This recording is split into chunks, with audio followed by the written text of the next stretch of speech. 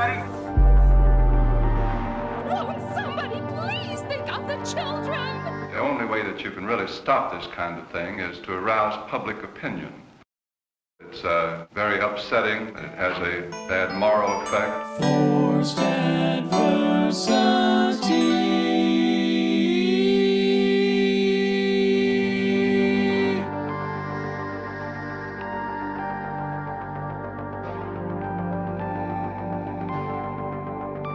Ask yourself, what's more terrifying, fear or the frightened? The facts of history and the aggressive impulses of an evil empire. Bad, B-A-D-D, bothered about Dungeons and Dragons. Up yours, woke moralists. Socialism has spread the shadow of human regimentation over most of the nations of the earth. And they're pushing identity politics with this. They 100% are. How do you think homosexuals reveal themselves? And the shadow is encroaching upon our own liberty. I think there ought to be a law against them. Tonight I'm going to show you why. There ought to be a law against, like, presidential assassinations. Don't you think, Morgan? Oh, let me add you here. Yeah. Is there not a law against? Is that a thing we don't have? If there is, then good on them for thinking of that. You know, they've been, yeah, usually. So tonight we are talking about John F. Kennedy. Yay! Kind of. Now, to some of you thinking, well, it is that 60th anniversary of the JFK assassination, but that is not what we're going to talk about. Is this hold on? Is this too much? This is a little much. It's a little much. And let's see, this one. I think that one has a jarring thing that happens. Oh, right? yeah, there's a jarring jump in it. All right, I'll have to fix that because I know how to do it though, how to make it where it's. But I'll fix that later. All right, sorry. All right, so instead of covering that, because that has been covered to death by people both smarter and dumber than me, and I don't know that I have much to add to the conversation.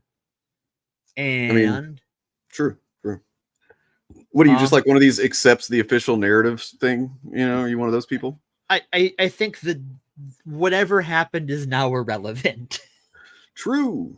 I think that it isn't at this point, 60 years later, it is the interesting thing to look at is the more interesting thing to look at is rather what was the world around him and the world that came after his assassination rather than the conspiracy theories.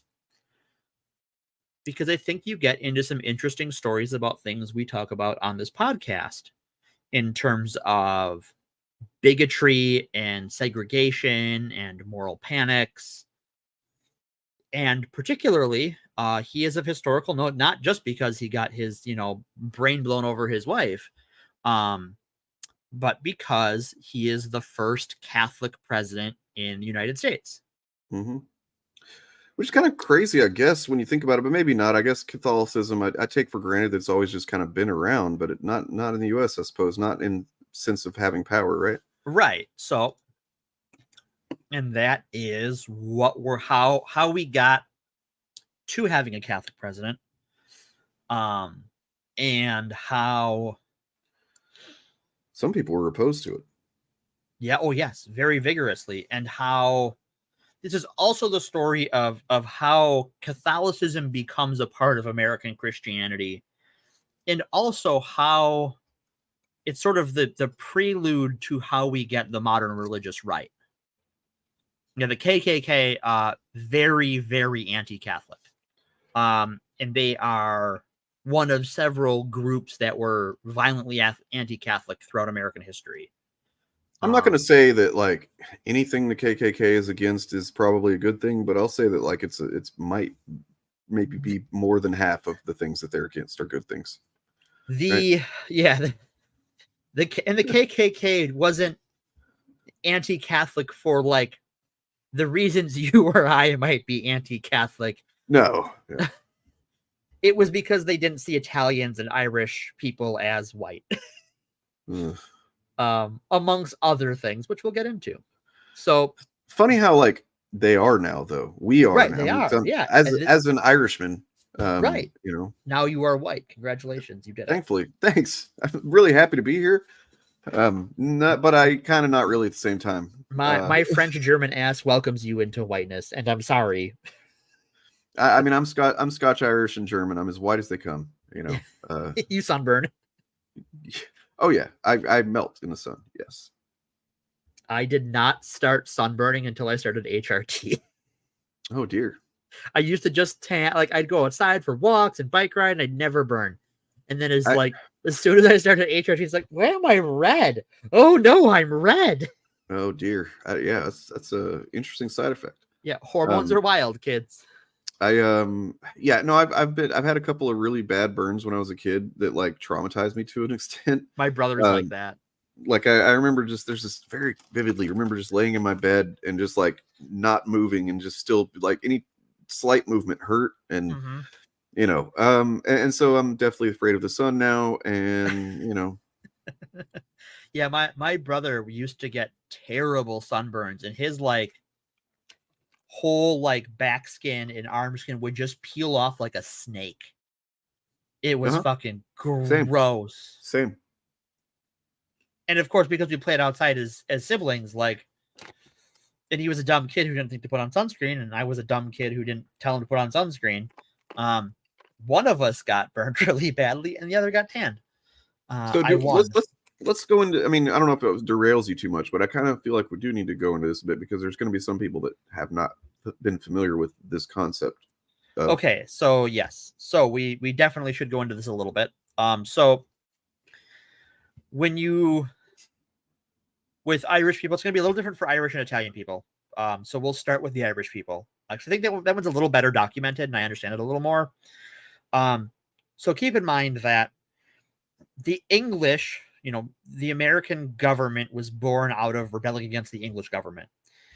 And most Irish people who came over here as indentured servants, which is a polite way to say slavery. It's not the same as chattel slavery. For instance, they had a finite amount of time for which they were enslaved. Their contract holder didn't own their kids or their spouse. Oh. So it's like not quite as bad slavery. Right. It is slightly less bad slavery. And so that's part of it, but also just like the English in general didn't see the Irish as people. So it's kind of just like holdover from that English attitude. Yeah. Because they were Catholic. They, in a very real way, England colonized Ireland, and they still do to this day. That's why there's a North Ireland, that's the part of Ireland that the UK still controls. And for like, there's a lot of like ethnic tension between Irish people, and especially Irish Catholics and Irish Protestants, and Irish people and English people. And this is a centuries old fight, and it has been multiple times a fight. And that anti-Irish bigotry was very much imported into the United States during our colonization. Wow. It's just weird. So like, but the only way to really tell someone was Irish is like, well, I guess there's a lot of gingers, right? I can say that word. That's our word. That's your word. Okay. And then the accent, I'm sure, and then the freckles and so on, and the alcoholism. No, well, and that was the stereotype, right? Is that they were all, you know, barely spoke English because they had an accent. They were all drunks, which is not true. Not any more than, you know, and not any more than anybody else, right? Yeah. I think it actually predates that sketchy. It's been a thing for centuries. I don't know the exact origin of it. But it is a long standing bigotry with the English that we inherited as a successor state, effectively. Yeah, Patty was a slur. That's why, like, you know, and then you also had an influx of what amplified this, especially in this time we're talking about in the 19th century, because we're going to start this story in the middle. You have Irish people who came over here because their country was being colonized by the UK, and they, all their food exports all of their food production was controlled by the English because they owned all the land. And so, like, oh, well, we're going to take all your food and sell it. Well, now there's not enough food for the people who live in Ireland, and the landowners don't care because fuck them, they're Irish. And that's why you had Irish immigration to the States, and these people were coming over poor. And because there was this existing bigotry about Irish people, they had trouble getting jobs, and often could only get jobs as police because no one liked the cops anyways. Fuck them.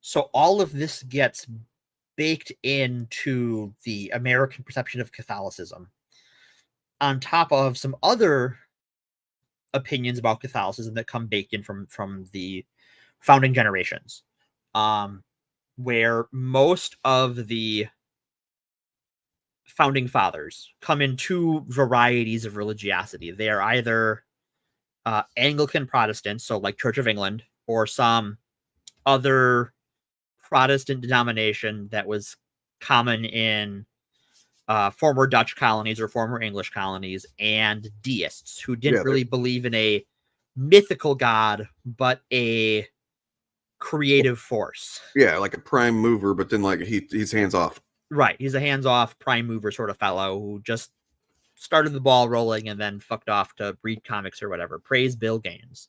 Based. Also, I was doing something whenever you said that everybody hated cops. Based. All right, thank you.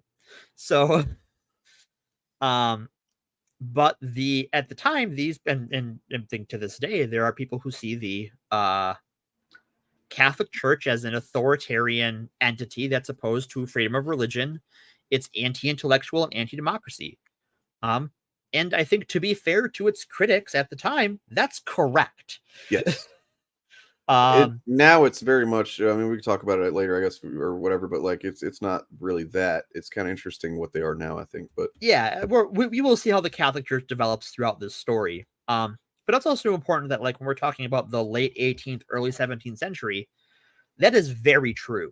Where, like, the church is one of the strongest opponents of democratic revolutions across Europe. So when we talk about the French Revolution, stuff going on in, whatever Germany is at that point, because it's a bunch of independent kingdoms. They are, and then once you get into like socialist revolutions, the Catholic Church is a huge opponent of democracy. So we are talking, Tara. I want to address this question right away. From Tara's story. So we are not talking about like today's Catholics. Catholicism has changed a lot over the last 200 years. We are talking about 1780 to 1890 Catholicism. And they're and even today they're still a little bit slow to accept certain things. Right. There are some things that like conflict with their doctrines on certain sexual behaviors, or things they describe as sexual behaviors, that gets kind of icky. But the modern Catholic Church is certainly not on the forefront of anti-intellectualism in religion in the way other we're going to talk a lot about American Christianity throughout this. Excuse me. A specific brand of Christianity for sure. Right. Yeah. So our story, despite being the story of JFK, we're starting in the middle, which is the 18th century, the 19th century, the 1800s. So you have movements like the Know Nothings, that are also very anti-immigrant, anti-Catholic. But this creates this like ground level of bigotry regarding Catholicism, because you have Catholic immigrants from Ireland, from Italy, and from Germany In Germany, it sort of gets a weird pass in some ways because Germans were a mix of Catholics and Protestants in different denominations. So not all were like a huge number of Irish and Italian immigrants were Catholic. It was a mixed population of Germans, just depending on which of the German states you were coming from, because there wasn't a unified Germany yet. Germans were almost like an ethnic tradition rather than a country until the foundation of Germany. I forget what year that is. Sometime around the American Civil War. Don't quote me. It's not the story today. So that brings us into the 21st century. Or the 20th century. We're nowhere near the 21st century in this story. My bad. Oopsie doodle. It's all good. Take time. Yeah. So because of this sort of inbuilt bigotry, Catholics didn't really have much in the way of success running for political office. And only 2 times before JFK was there ever a Catholic candidate for president from a major party.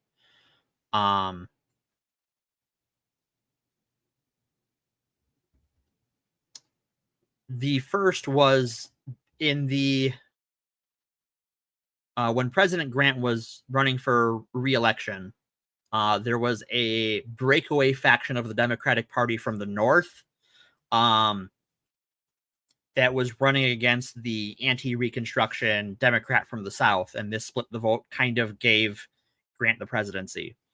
And that didn't go so well for the Catholics, and they took a negative reputation because it was, like when you're talking about these bigotries, like when one person of that group does something wrong or screws something up, the whole group gets blamed.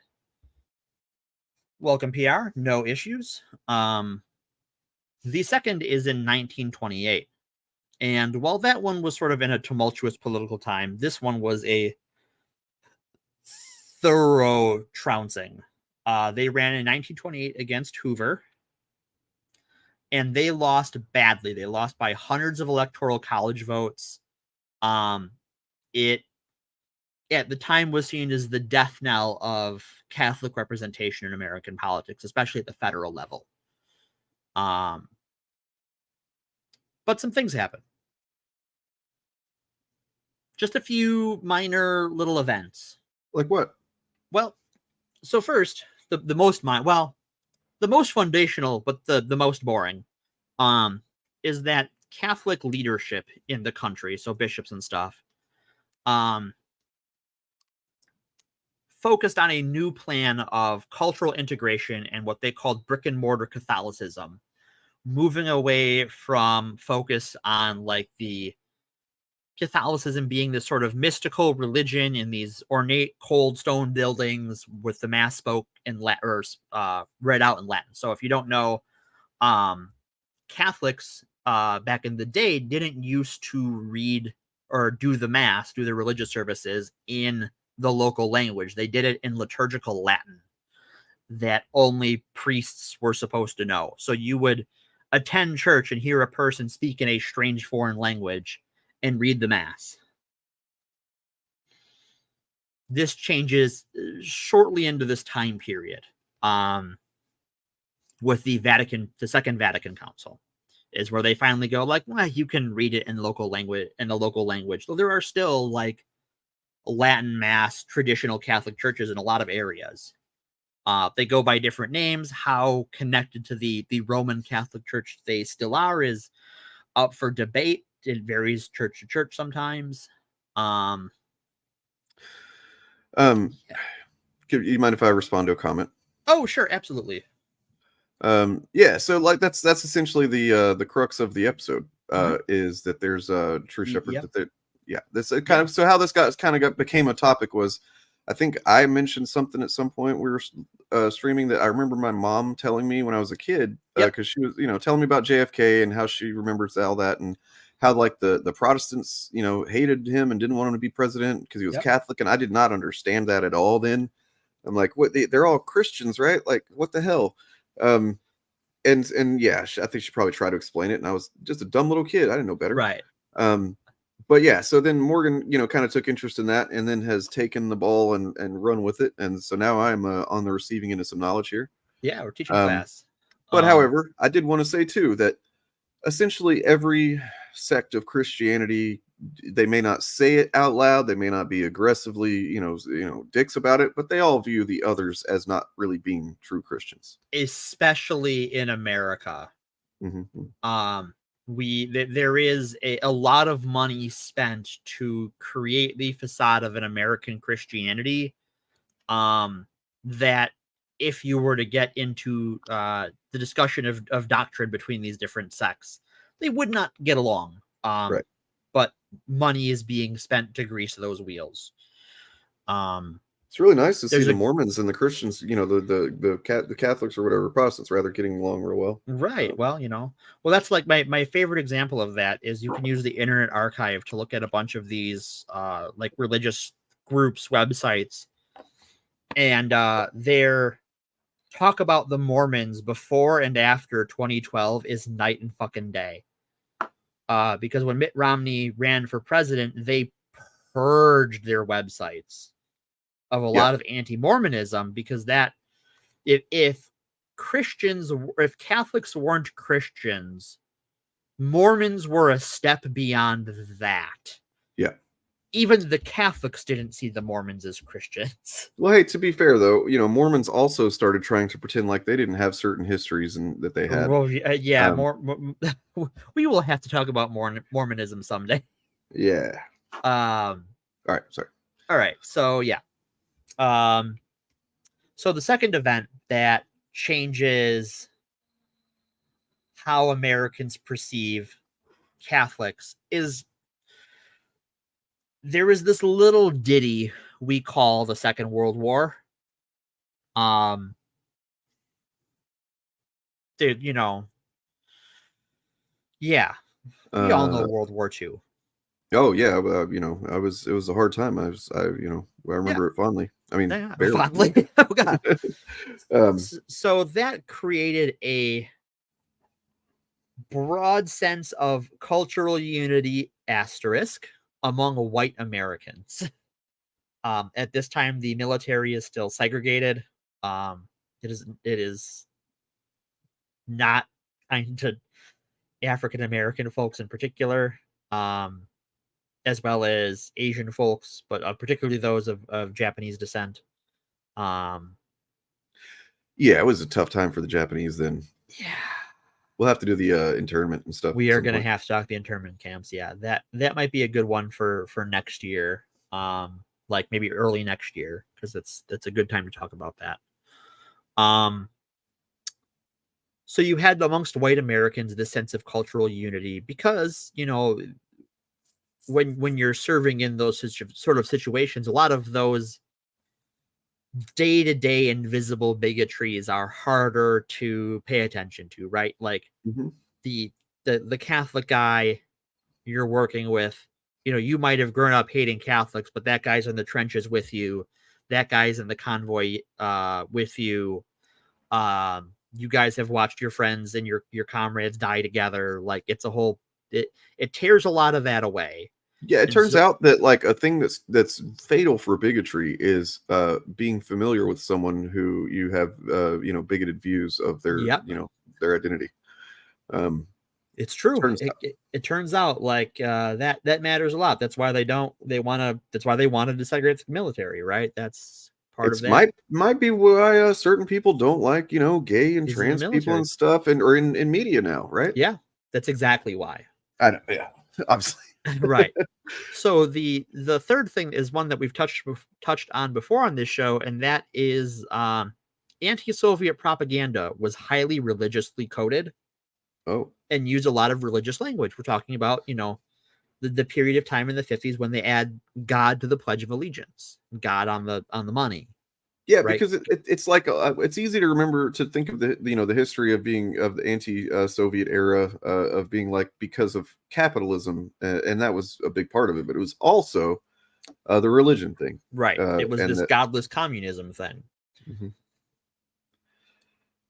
So because of the Red Scare, that turned the conversation into one about how it was a battle between the religious and the irreligious versus Catholics and Protestants. And so all of these things served to chip away at anti-Catholic bigotry. And when I say chip away, I mean chip away. It does not, and we're talking about, Shepard is talking about how today there are still Protestants who believe Catholics aren't Christian. I know Protestants who don't believe Catholics are Christian. And I know Catholics who don't believe Mormons are Christians. I guess maybe this isn't, we shouldn't get too much into opinion. I don't know, but I kind of like get it. Like, I don't agree, obviously, because I don't agree with any of it. I think it's all silly. But right. Like, I can understand being someone who's not necessarily a fundamentalist and sticks to the word of the Bible, but like, I have Jesus and God and all that. And then like, but what are they doing? They're like talking about Mary and all these saints and shit. Right. You have a whole like sub pantheon. And when you look at how a lot of those saintly characters are effectively reskins of local minor deities to convince to use syncretism to go, oh, your God is actually our saint. Because syncretism was a big part of the Roman Empire and other conquests at the time, is how you got the locals to get on board with some of your stuff. Is it's the process is called syncretism, where you connect the local god to one of your gods and go, oh, they're the same thing. Yeah. And that's how a lot of saints came into being, is they were just the syncretic version, the syncretized version of some local minor deity or what have you. I see. So that's how we get that pantheon of saints. But like, yeah, when you're like, well, you're only supposed to worship the one God, but we also have all these saints and we have Mary, and yet well, how monotheistic are we? Like, I see how you get there. Mormonism is different because like we know the history of Mormonism. Like, it's all, the time period is very well documented. It's not that old. It's only a couple hundred. Is it 200 years old now, finally? Literally a dude that like is on record, as being a fucking committing fraud. Yeah. Like, yeah. Joe Smith's a wild character. So back on, we'll get off the segue. That brings us to one John Fitzgerald Kennedy and the Kennedy family. He was the only child, I believe, right? No. Oh, okay. Okay. I know they had a whole lot of them. I think he then had a whole lot of them, right? I don't know how many kids he had. His brother had a fair number, I believe. That's what I'm thinking of, yeah. So yeah, even by the time John F. Kennedy was born, the Kennedy family was a well-established family in Massachusetts. And because that's an area with a high population of Catholics, there wasn't as much anti-Catholic, anti-Irish sentiment lobbed their direction. It's sort of a mixed bag, and a lot of accounts aren't well documented, and a lot of scholarly sources say a lot of it is probably either apocryphal or active propaganda to build sympathy towards Irish Catholics, like things that didn't happen but were said to have happened based on other things that had happened. So there was some anti-Irish Catholic sentiment in the area, but how much of it is up for debate. But through his father's connections, his brother actually worked overseas on behalf of the Roosevelt administration, and John traveled with him at certain times in Europe, which gave him a sort of a more traveled view of the world than he would have just had in Massachusetts. And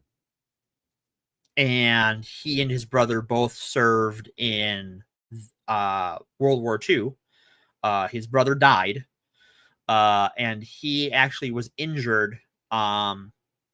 He was a PT boat commander, and so what they did in the Pacific Theater is they were the ones who would drive the boats on like towards the islands and dump off Marines. And if you've ever read any books about the things they went through in the Pacific Theater, it is horrifying.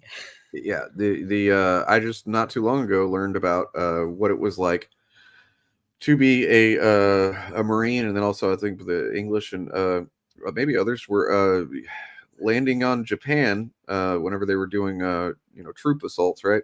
And the infantry assaults, and it was they called it a fucking meat grinder because like it was just the descriptions of it are fucking horrifying. Like, yeah, it was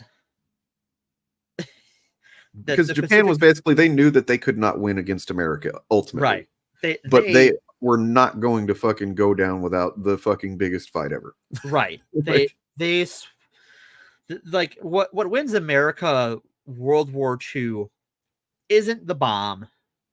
It isn't the strength of our soldiers. It is our logistical capabilities. It is Japan can make one warship every so often, and in that time we can make 4. Japan has to go to someone else for their oil, and we can get it here. Same thing with our metal. We won through having the best supply chain on the planet, and they went down screaming. Literally screaming often. The horror stories, if you read any of those books, trigger warning for those books because they're pretty gruesome. But a lot of journalists that were embedded at the time write some really terrifying accounts of what happens to these soldiers and what happens to the Japanese civilians as well. Right. Well, I mean, it's important to know whenever we're talking about this stuff because, like,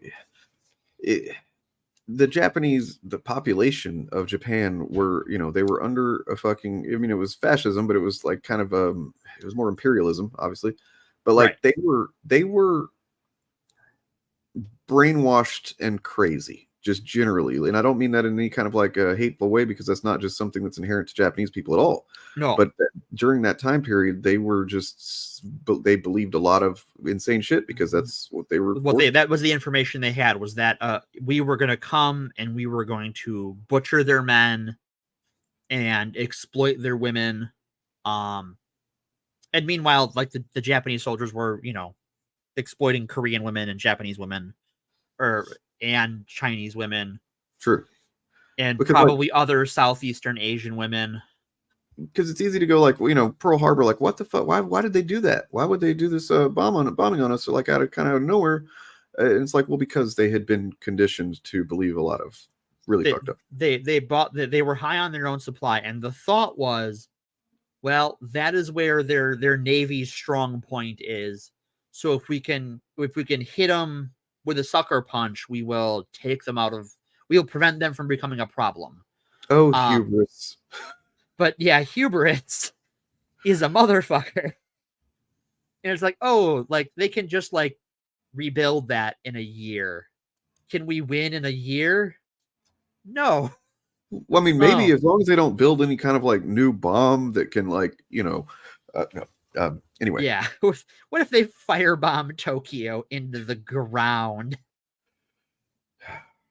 And that, like we did some horrific things to them back, and there is no excusing it. Another topic for future Fab. Yep. But they lost that before they ever started, and it's entirely a matter of industry. Like people like to talk about how strong the German military was in World War II, and that is true to a point. But you can only make so many Tiger tanks. And we can make a lot of Shermans. True. So yeah. World War II. So the bad news is his brother died. And his brother was the one their father had been sort of grooming to be the one who runs for national office with the hope of getting a Catholic. Well, in his case, getting his child into the office of the presidency. This does not exactly work because that son dies, and his dad, John F. Kennedy's dad, is like, "Well, it's your turn now, son." And his father worked very hard behind the scenes to get him elected to the House in 1946.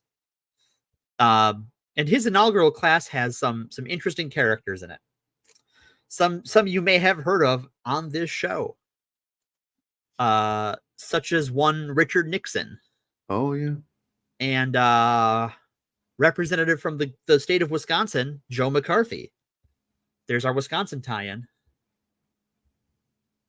Grave of the Fireflies is one of my favorite movies that I will never watch again. Sketchy.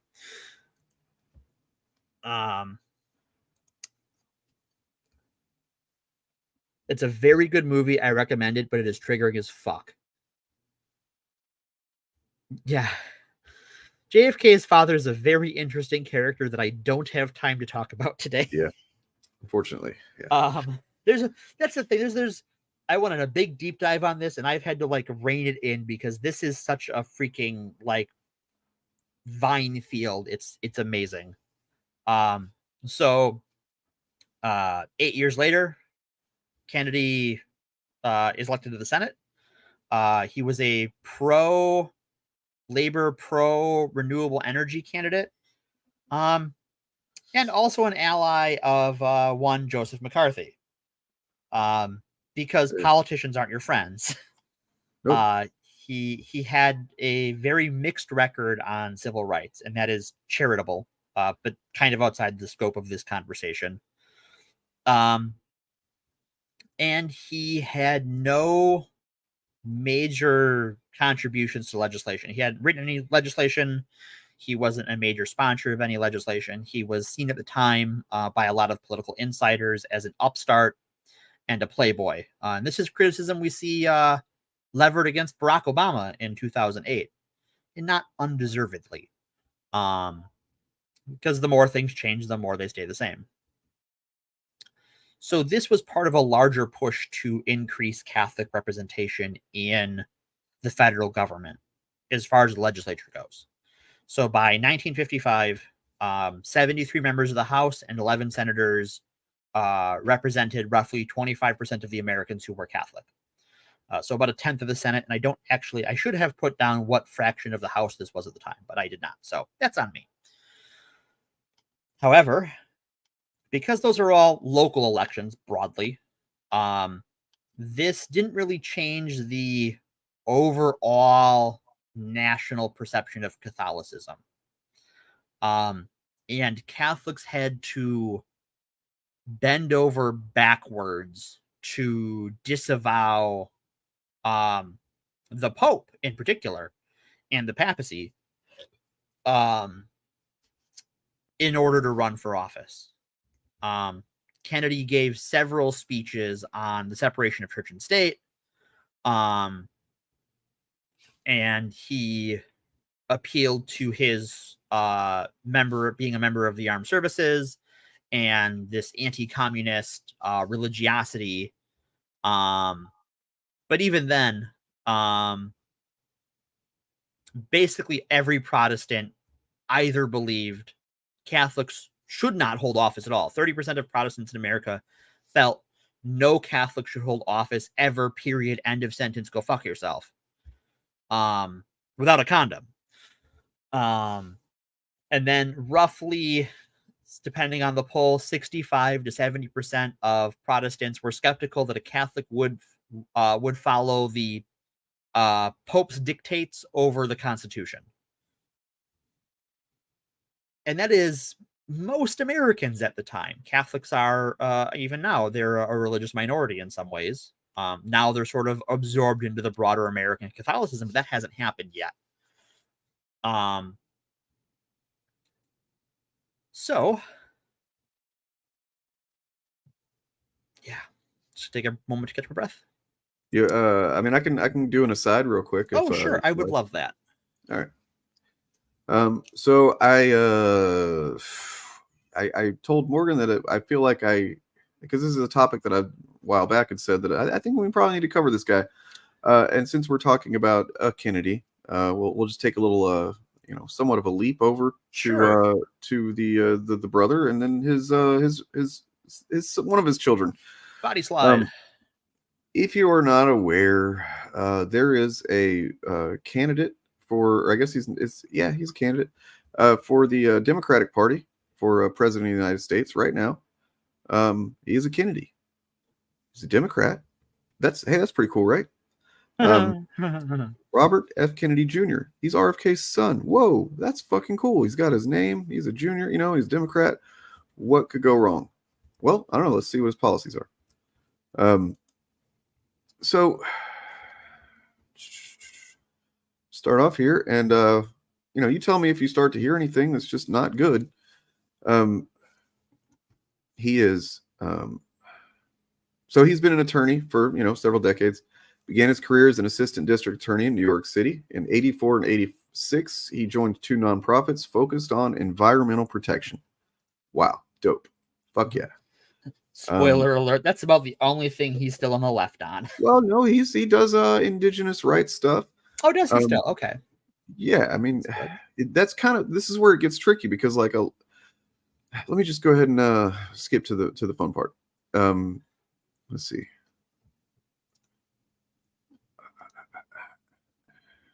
So there's that.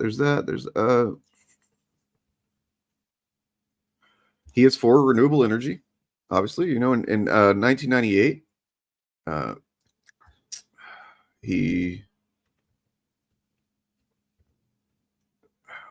actually they had a brand of renewable water, or renewable, I don't know, some kind of water thing, and they sold that to Nestle. So that was pretty stupid. Yeah, don't do that. Maybe he represented the NAACP in a lawsuit against proposed garbage transfer station in a minority neighborhood in New York. So fucking base, dope. Good stuff. Let's see. He successfully sued Westchester County to reopen Croton Point Park, which was heavily used primarily by poor and minority communities. So far, so good. So then he's done a lot of environmental work. Like, he describes himself as the leading environmentalist in the U.S. I don't know if that's accurate, but he describes. It feels like some hubris, but I will take that he is a strong advocate. Yep. Okay, so here's his political views. He's been critical of interventionalist attitudes. So he's criticized like a lot of the stuff the U.S. has done, CIA's done, in fact, as far as like the Iran thing back in the 70s, 50s, 70s and 80s, yeah. Called that bloodthirsty. He basically wants to dismantle the CIA and restructure it. Says they have too much just kind of free range, and that's true. Okay, so here's the fun part. He expressed skepticism about the COVID-19 pandemic, condemning that it served to benefit billionaires. According to Kennedy, the pandemic resulted in a $4.4 trillion shift in wealth from the American middle class to this new oligarchy that we created. 500 new billionaires with the lockdowns, and the billionaires that we already had increased their wealth by 30%. Well, this is true because we get the Senate and the House and the president at the time gave them a bunch of money that they described as loans, but they didn't actually have to pay back. Yeah, blaming, like just saying that the government in general is like responsible for that kind of thing when it was the Trump administration is kind of dumb. Yeah, it is a conservative sleight of hand to say the government did this, and it's important for all of us to remember when we're talking about being, aware of moral panic. The government is run by people, and those people aren't always the same, and those people have different philosophies that cause them to do dumb shit. Morgan, this can't be a conservative sleight of hand because he's a Democrat. Okay. All right. I don't want to hear anything else but so he's talked about the erosion of the systematic erosion of the middle class That is true. That's been taking place for a long time. Yeah. So what else? So he's against the military-industrial complex, funded at the expense of the middle class. That's true. Plus, a lot of just middle class and lower class Americans end up serving in the armed forces. He sees a vibrant middle class as a backbone to the economy and stated that the economy has deteriorated. Look, this stuff is good. Like in a vacuum, a lot of the stuff that he's saying is like, holy shit, we need somebody like this. And that's what's so deceptive about this fucking guy. Because he has several like totally fucking progressive views on things. It's like people that don't have a very well-rounded understanding of the issues are definitely falling for this. But then he's also got views about, like, and this is a personal one to me, he believes that vaccines cause autism. And he wants to eliminate autism. I love eliminationist rhetoric. So, what about, you're wanting to eliminate awesome people? What are you fucking doing, man? Right. That besides the fact that, which we're going to have to cover this too, the whole Wakefield thing. Yep. It's been debunked over and over and over and over and over again that vaccines do not cause autism. Autism my is... favorite fact about Wakefield is that whole study that he did was the sample size was sub 20 people, which is a ridiculously small sample size.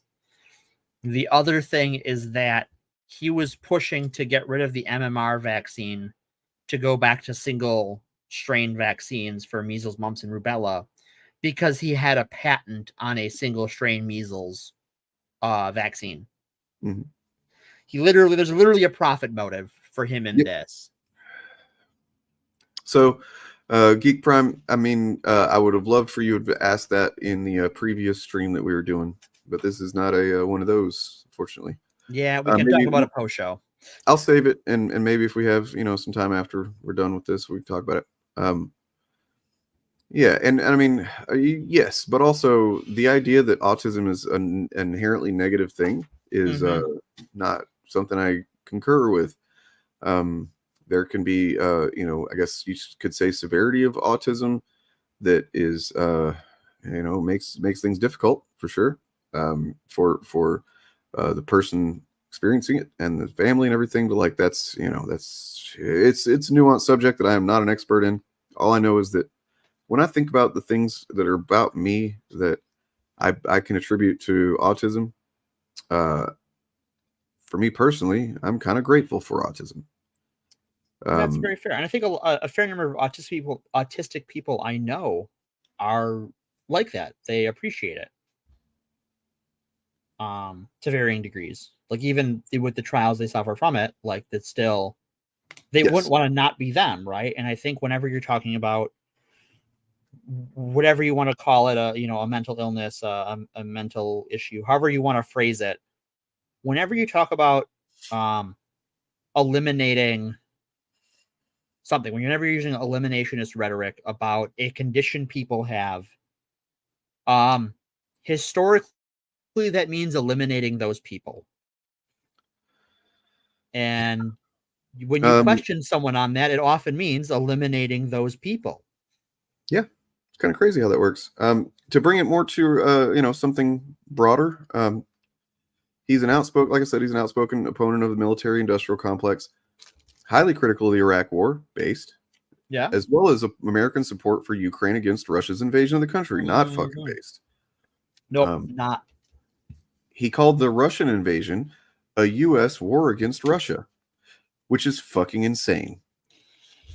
I invaded you by you invading someone else? What? Yep. Show me the math. Oh, he can't, can he?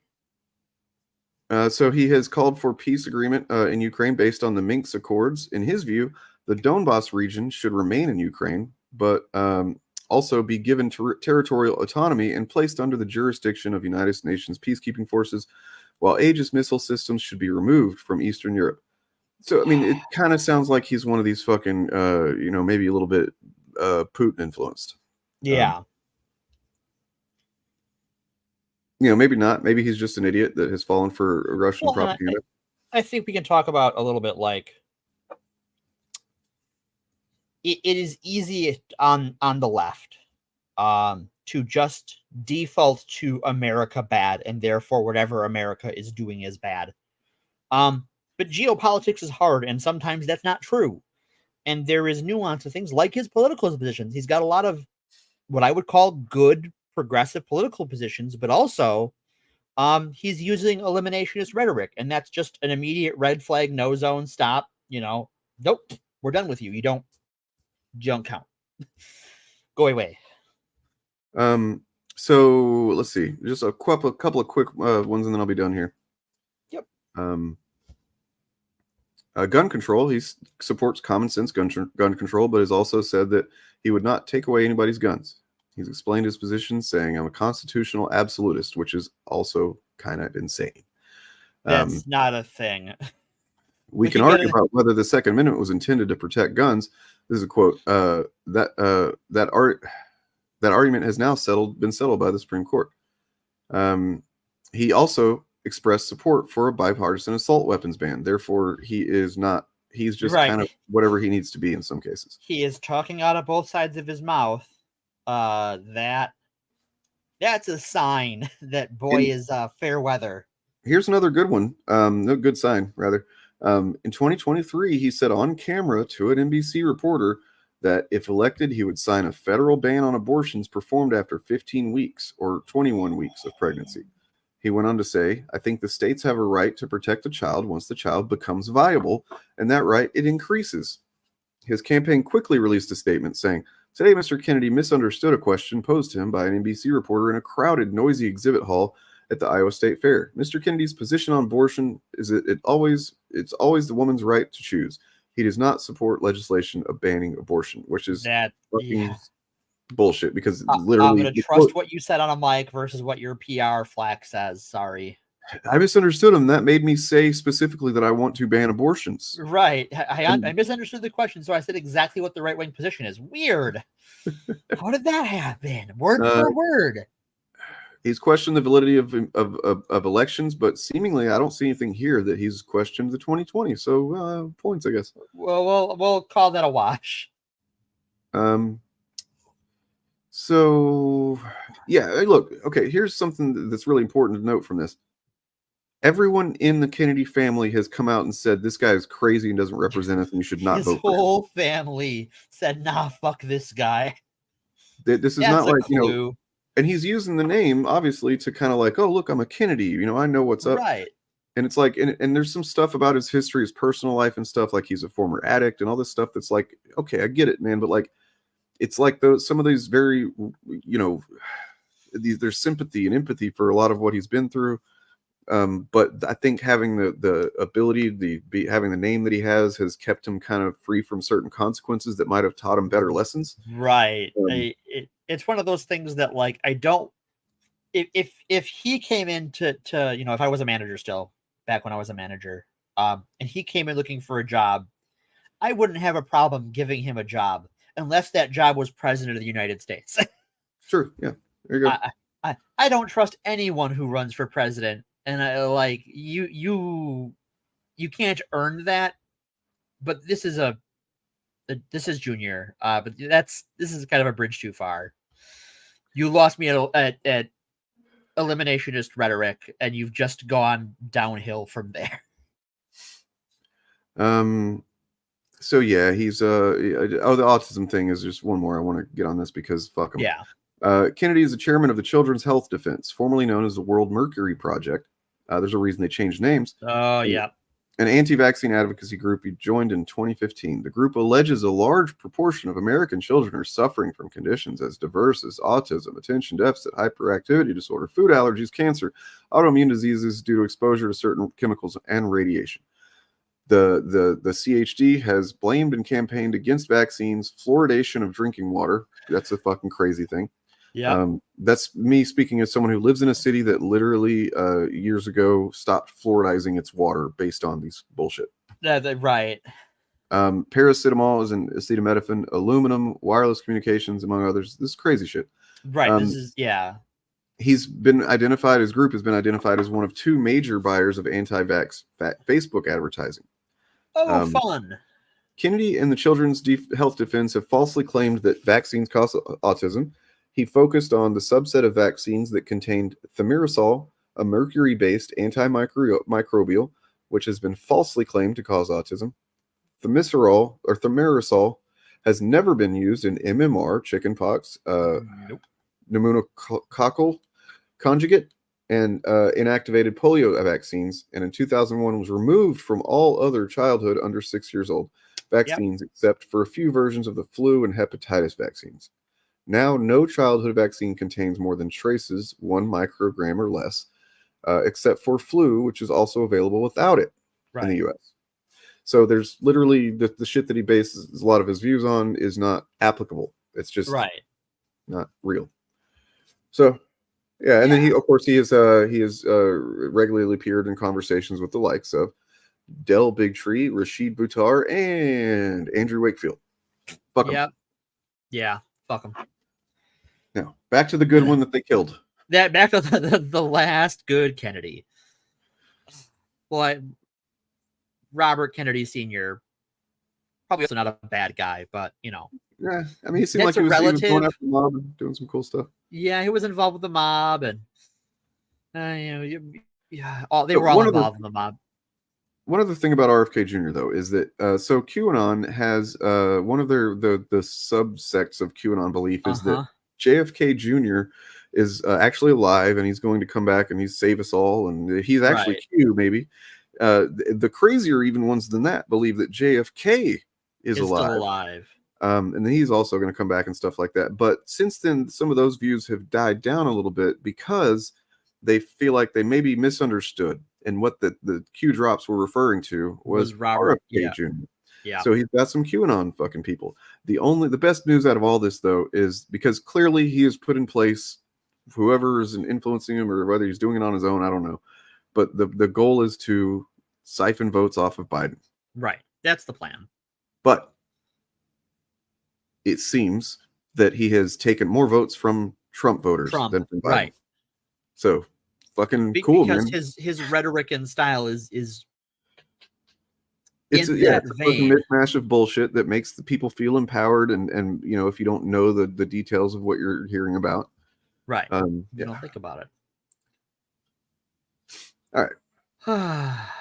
Alrighty. So, all right. So where was I? All right. So at this time, you had within white Protestant intelligentsia, there was a growing recognition that in the wake of World War II, they had to share whiteness with Catholics and Jews. Not part of that stuck.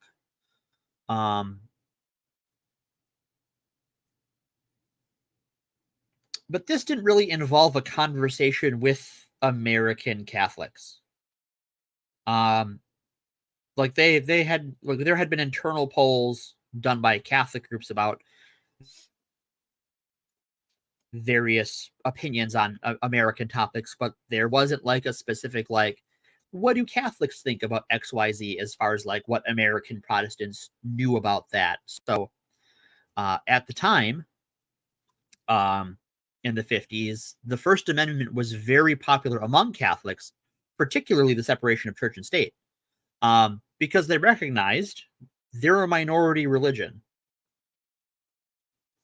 and that the separation of church and state is what let them practice their religion, even though they were segmented off by a sometimes hostile majority, and that even though they were still, you know, this minority religious sect within America,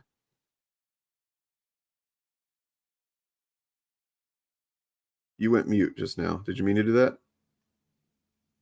Morgan? You went mute. You muted. Okay. Hey, can you hear me now? Can you hear me? Yes. Yes. Okay, cool. The cable came unplugged. I don't know why it's been doing that.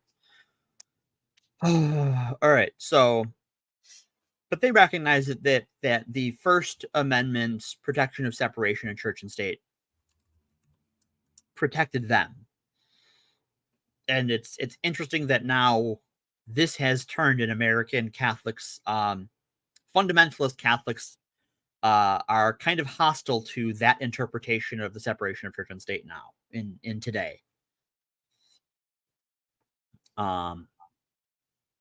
So, however, on the flip side, anti-Catholicism was a recruiting tool for Catholic candidates. It was kind of a PR tool in a lot of ways that was sort of reversed on anti-Catholic groups to be like, well, we are America. We're supposed to be the land of the free. When you hold, when you make a big deal about like we shouldn't let Catholics run for office, there's going to be people in the majority who think that they're going to vote for a Catholic, not because they're Catholic or they agree with Catholicism, but because they're voting for inclusion. That they see Catholics as their fellow Americans, and they wouldn't vote against Catholics for that specific reason, right? Yeah. This actually comes into play in the Wisconsin primary, where Wisco. Yeah, fucking Wisconsin. Where a mix of Wisconsin Catholics, because Wisconsin has a lot of Catholics in it, where there's a lot of Germans and a lot of Polish people. And now there is also a lot of Latin American people who came to the area specifically because it was predominantly Catholic. But also because Catholics were such a normal thing in Wisconsin that it was like, well, we're going to vote for Kennedy because these other people are anti-Catholic and some of our friends are Catholic. So there was like an anti-bigotry contingent voting for RFK that wasn't voting for a Catholic, but voting for inclusion.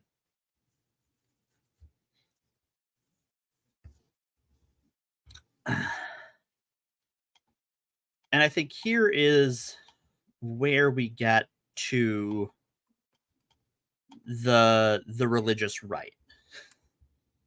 Because you're thinking today, in the year of our Dark Lord of the Sith 2023, like Catholic fundamentalists and other Christian fundamentalists broadly agree on things.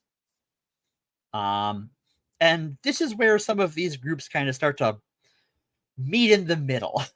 Yeah. You have Catholic fundamentalists and Protestant fundamentalists coming together to hate progressives and pluralism. Yeah, it's like, look, we may not like all of the same crazy shit, or believe all the same crazy shit, but we know we don't like people that don't believe any crazy shit. Right. And actually we hate non-crazy, yeah. So a lot of Catholic leaders, and specifically Catholic news outlets. So you had a network of newspapers that were run by church groups, effectively. At this time, Catholic parishes usually had a school and a newsletter, and they were very community oriented. We talked about this brick and mortar Catholicism, which was building the community around the church. And like this was a good anti-poverty thing, for instance, in a lot of areas, but also sort of helped to create some of these insular communities that lead to some weirdness. So these Catholic news outlets attacked him as a traitor to Catholicism and a heretic. He sold out for pluralism, because a lot of Catholics had to give like these stump speeches about how great the First Amendment was and how they were loyal to the Constitution. These fundamentalists saw that as a betrayal of the church. It's like, why would you get into power as a Catholic and then tell people that it's okay to not be Catholic? That's crazy. Right, exactly. That's what they thought. He was, both as a congressperson and a senator and as a presidential candidate, opposed to federal dollars going to private schools. Which today is, still an issue, right? We still talk about like school vouchers and school choice, which is just a way to funnel government money into religious schools. Yep. And they've always wanted that. And I think there's an interesting discussion to have around that. But I think that, going after him because he opposed that was just protecting their bottom line in a way, right? They want a guy who is going to give them more money. And the United States did not have an ambassador to the Vatican, and he was opposed to sending an official ambassador mission and having like an embassy in the Vatican. And that's a political status thing, right? Because like there's still an embassy in Italy, right? Like it's right there. Yes. But there is the status of having that embassy in your country, and the Vatican is its own country. Technically, yes, it is. That represents a stronger political bond between countries, right? And they wanted it for the symbolic reasons. And this really hurt his standing with these hardline Catholics, while his outreach towards pluralism didn't really increase his popularity among strong anti-Catholics. The KKK never warmed up to the guy. And this begins to bond conservative Christians of all stripes as like, hey, this guy is surrendering to secularism. And this is sort of one of the reasons we get this, like, the Democrats are communist, is because they weren't communist, they were pluralistic. They were about everybody gets a say, right? Like, that's not a communism thing, that's a democracy thing. Right. But which there's been a definite intentional conflation of those things. Right. And now this is sort of where, and we see this today still, and we've seen it refined over the decades, but this is really where that rhetoric of democracy and communism being the same thing is sort of where that spins out of, as like democracy is secular and secular is bad. So we're going to oppose secularism, and to do that, we have to fuck up democracy. Even though, actually, I mean, it really, in my view, democracy and communism kind of just don't really work together. No. Because, I mean, unless you're talking about, I mean, yeah, like you're talking about state-owned, means of production, which removes democracy from, workers. Right? Yeah. Yeah. I think you can have, I mean, because communism isn't one thing. We talked about that on our socialism Red Scare episode, that like there's all sorts of different flavors of what communism and socialism is. And I think you could have a socialist democracy. I think that you're never going to have a perfect singular unitary system. There's always going to be rough edges that are going to have to work together anyways. And you're going to have to work things out as you go. That's another thing. Like anytime somebody's like trying to pick apart your position as a progressive, and if you're advocating for socialism or something, and they're like, oh, but what about this and this and this? It's like, well, look, there's things that we have to work out within any system. It's just the way systems are. Like humans, when people are involved. My favorite, they talk about like, oh, if you want to start a business, how are you going to do that under socialism? How are you going to get the government to give you money? And it's like, well, right now, if I want to start a business today, to do that, I have to go get money from someone, and they're called a bank. Mm-hmm. And I don't have to go to them with a good idea that will benefit people. I have to go to them with the ability to prove that I can pay off the loan. Yes. And even then, I really only have to trick them into thinking that, because if you look at how like Wall Street operates, it is entirely on credit. So Pink Bunny Zero asked, has there been a Catholic president since JFK? And yeah, we actually currently have one. We have the second Catholic president, Joe Biden. And notice that really didn't matter at all. I ever heard that mentioned at all. Yeah. No, it didn't really come up. I mean, maybe I'm sure that somewhere on the right they were fucking talking about it. You know what I mean? Yeah. But like, whatever. And I'd say not really, Julia. I mean, like capitalism is ruins a lot. It ruined a lot, but it also made a lot of things possible that are easy to, I'm not saying that like it's a system worth keeping, because it really isn't. But just in its time that it has, been a thing, which is quite a while. I don't know. It's hard to imagine what things would be like without, if capitalism never happened. But and it's important to remember that, like, when you're talking about the history of capitalism, mercantilism, which is what came before it, was worse and more abusive and gave us things like the East India Trading Company. Yeah. Like, capitalism has a lot of problems, and I would like to find a way to be rid of it, but I recognize that there are worse things than it. I think maybe corporatism could be said to be like one thing that's just overall generally bad.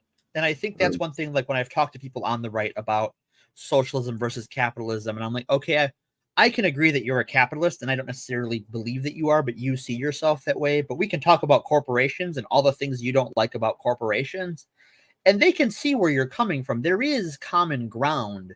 You just have to work out what words mean what to who. And I think things like corporatism get away from some of the like ingrained tribalism of socialist versus communist versus capitalist. Like, there are other terms we can use that are more precise and more useful. And not only that, but like we are much more likely to, make some kind of a progress in terms of defanging corporatism than we are capitalism. Right. Exactly. All right. So JFK. So when we're talking about these sort of mixed bigotries, because JFK is now at this time receiving, as he's running for president, receiving dual sets of bigotries. He is receiving it from anti-Catholics and from hard right Catholics. And this leads to a lot of people at the time, typically Catholic scholars, but also constitutional scholars. This really led to a conversation about religious tests. So for those of you who don't know, the U.S. Constitution lays out that to hold public office in the United States, there can be no religious test. That is the law de facto. That's what it says on the Constitution. But that is not what the truth on the ground is. Yeah. There always has been, and there still is, a religious test in this country to run for election, to run for office. Absolutely. It's just kind of like a unspoken, unofficial kind of thing. Almost. And it's sort of enforced by, the media ecosystem, even back when we're talking about this in the 50s and 60s. And even in some places in the country, there are still laws on the book that you can't run for office as an atheist. Yep. Have I ever told you? Oh, go ahead. Have I ever told you that I kind of just have a strong suspicion that Obama, not necessarily that he was an atheist or was an atheist, but that just he wasn't really as religious as he kind of had to present himself as. I think that is every president in the last century. Okay, fair enough. That is my genuine opinion of every president I have ever read about. The only one that might have been as religious as he said was Jimmy Carter. Yeah. That's the only one who I'm like, this guy was probably as religious as he says he is. I don't know, because he ended up being like a really good guy even until he died, So like, yeah, like so maybe that's. I'm sorry, I don't want to make fun of any religious folks. Right, but like, I think that. Wait, is Jimmy Carter dead? Is he not dead? He was on death's door last I had heard. Yeah, I don't know if he is still with us. He's probably up there roofing a house somewhere. I don't know. Anyway. So, but I think there is a broad expectation, both on the left and the right, that like you have to appeal to religiosity. Yes. That is part of what being an American is, in a lot of real ways to a lot of people. His wife died today. Oh my gods. Really? Holy crap. I knew she went into hospice. Are you kidding? That's crazy. I've been busy all day. Like I literally got home and hopped on the computer for this stream. Wow. Well, yeah. Wow. Well, however you want to mourn her passing, do that at your leisure. It's Rosalind, right? Yeah.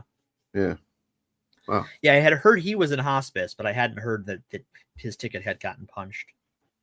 The last good president, as it were. But so you had to get back to this religious test thing. You had a discussion about what it meant to have a religious test, and because of this accusation of dual loyalties, he had one on both sides, right? The major one with Catholics at the time and still today, as many of you might know, is birth control. Mm-hmm. By church edict, Catholic pharmacists were prohibited from receiving sacraments should they fill any prescriptions for any type of contraception. Catholic organizations spent a lot of money in political capital, and they still do, to prevent the government funding for any program that might possibly maybe even give a little birth control or help someone pay for it. And this is one of those things that, like, definitely as society progressed, did not help Catholics integrate into society. Because birth control is even at the time is wildly popular, even though it is restricted to married couples typically. Though it gets overturned about this time in the Supreme Court, but before then it was specifically like a lot of states had laws that meant only a woman could only get birth control if she was married, and usually with her husband's permission, which is still the case for hysterectomy laws in a lot of places. And a lot of insurance providers won't let you get a hysterectomy if you are unmarried, under a certain age, and or your spouse doesn't sign off on it. When my spouse first was getting one, her doctor, like, the first question out of their mouth is, "What does your spouse think?" And it was like, when I found out, I was livid, because that is, like, not my decision. It is. I don't get a say in whether or not she gets a hysterectomy in my book. If they want it, they can have it. But that attitude towards birth control that is still prevalent at this time lingers on today. And that's why I bring up this anecdote about it affecting my own life, is that, like, the Catholic anti-birth control movement still affects our medical system to this day. And there were even, depending on which source you're reading, and most of my sources for this are actually from Catholic scholars. My main one is from Loyola University, which is a Catholic institution. So I wanted to find one that was kind of favorable to Catholicism, because I'm going to be mean to Catholicism, so I wanted to see what they had to say. But this one is actually pretty pluralistic, which is nice. I can share that link out in chat later. Share my sources. So there were even rumors that Catholic leadership, that the bishops were beginning to, like, take behind the scenes steps to sabotage Kennedy's campaign because of birth control in various parts of the country. Now they couldn't do it openly, and so there's not a lot of, like, signed checks that were, like, you know, to so and so from Bishop so and so, but there's a lot of internal church murmurings that get recorded that are like, yeah, they put money into accounts to try and sabotage Kennedy because his opinion on birth control was, well, that's your decision. If you're Catholic and you don't want birth control, the thing you should do is not get birth control.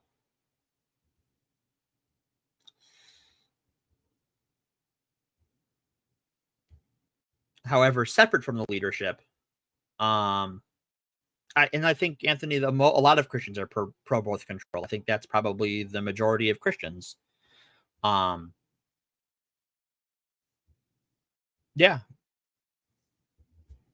And even at the time, like the majority of, well, the leadership, the bishops in the country and the archbishops were anti-Kennedy. Local priests typically told their congregations, if asked, that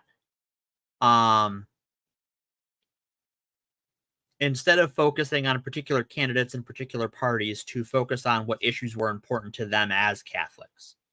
To sort of punt that to the individual. Now there's some like, well, you should focus on the issues, and that means birth control. But some of them were less heavy-handed. Also, it's important to remember that the difference between the parties is a lot more academic at this point. Both parties are immensely anti-communist. They're both vocally pro-religion. I would say Christianity asterisk and Judaism. But there isn't the differences are a little muddier than they are today, where we have a party, a big tent party that wants to do a lot of things that can't agree with itself ever, and the Nazi party. I don't know what else to call the Republicans these days. They're really working on that reputation, and I feel bad for a lot of moderate Republicans who are just like, I've always voted Republican. I don't know what's going on in my life anymore. Yeah, I get sometimes people in chat that are like, you've probably seen them where they're like, "Oh, it's not all of us." I'm like, yeah, I know, but then you should stop voting Republican. That's my advice to I'm like, what you should do. Right. It's like they seem to have moved on without you, maybe. Yeah, they don't stand for what you believe in, and it's time you recognize that. Speaking of that, I don't know how much you have left. A bit. Okay. Well, if you wanted to take another pause, I can do a little tease for next week. Ooh, teasing. I do love a good tease.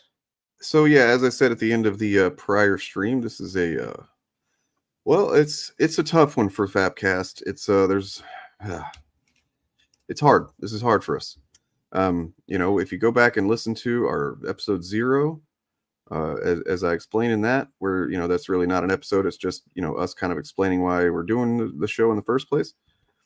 As I explained there, there was a muse, someone who inspired me to what, that's actually a good idea. I think I'm going to run with that, which became the Fapcast. And that's because I did videos a couple of years ago about anti-fandom generally, and talked about how there's kind of the cultural, the intellectual, quote unquote, relationship between anti-communist rhetoric and whatnot of the 50s, and then leading all the way through to from the John Birch Society all the way to today, and Comicscape and Fandom Menace and stuff, and how that these things are actually more closely linked than it may be apparent from the outset.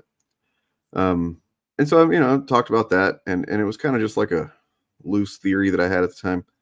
And I ended up getting a response on Twitter about that from one Ethan Van Sciver, and he he basically confirmed it without confirming it actually, but he did one tweet thread about how the Comics Code, I meant to say that too, the Comics Code Authority of the 50s, as well as anti-communist shit, that the Comics Code was good, and we should actually have a new Comics Code.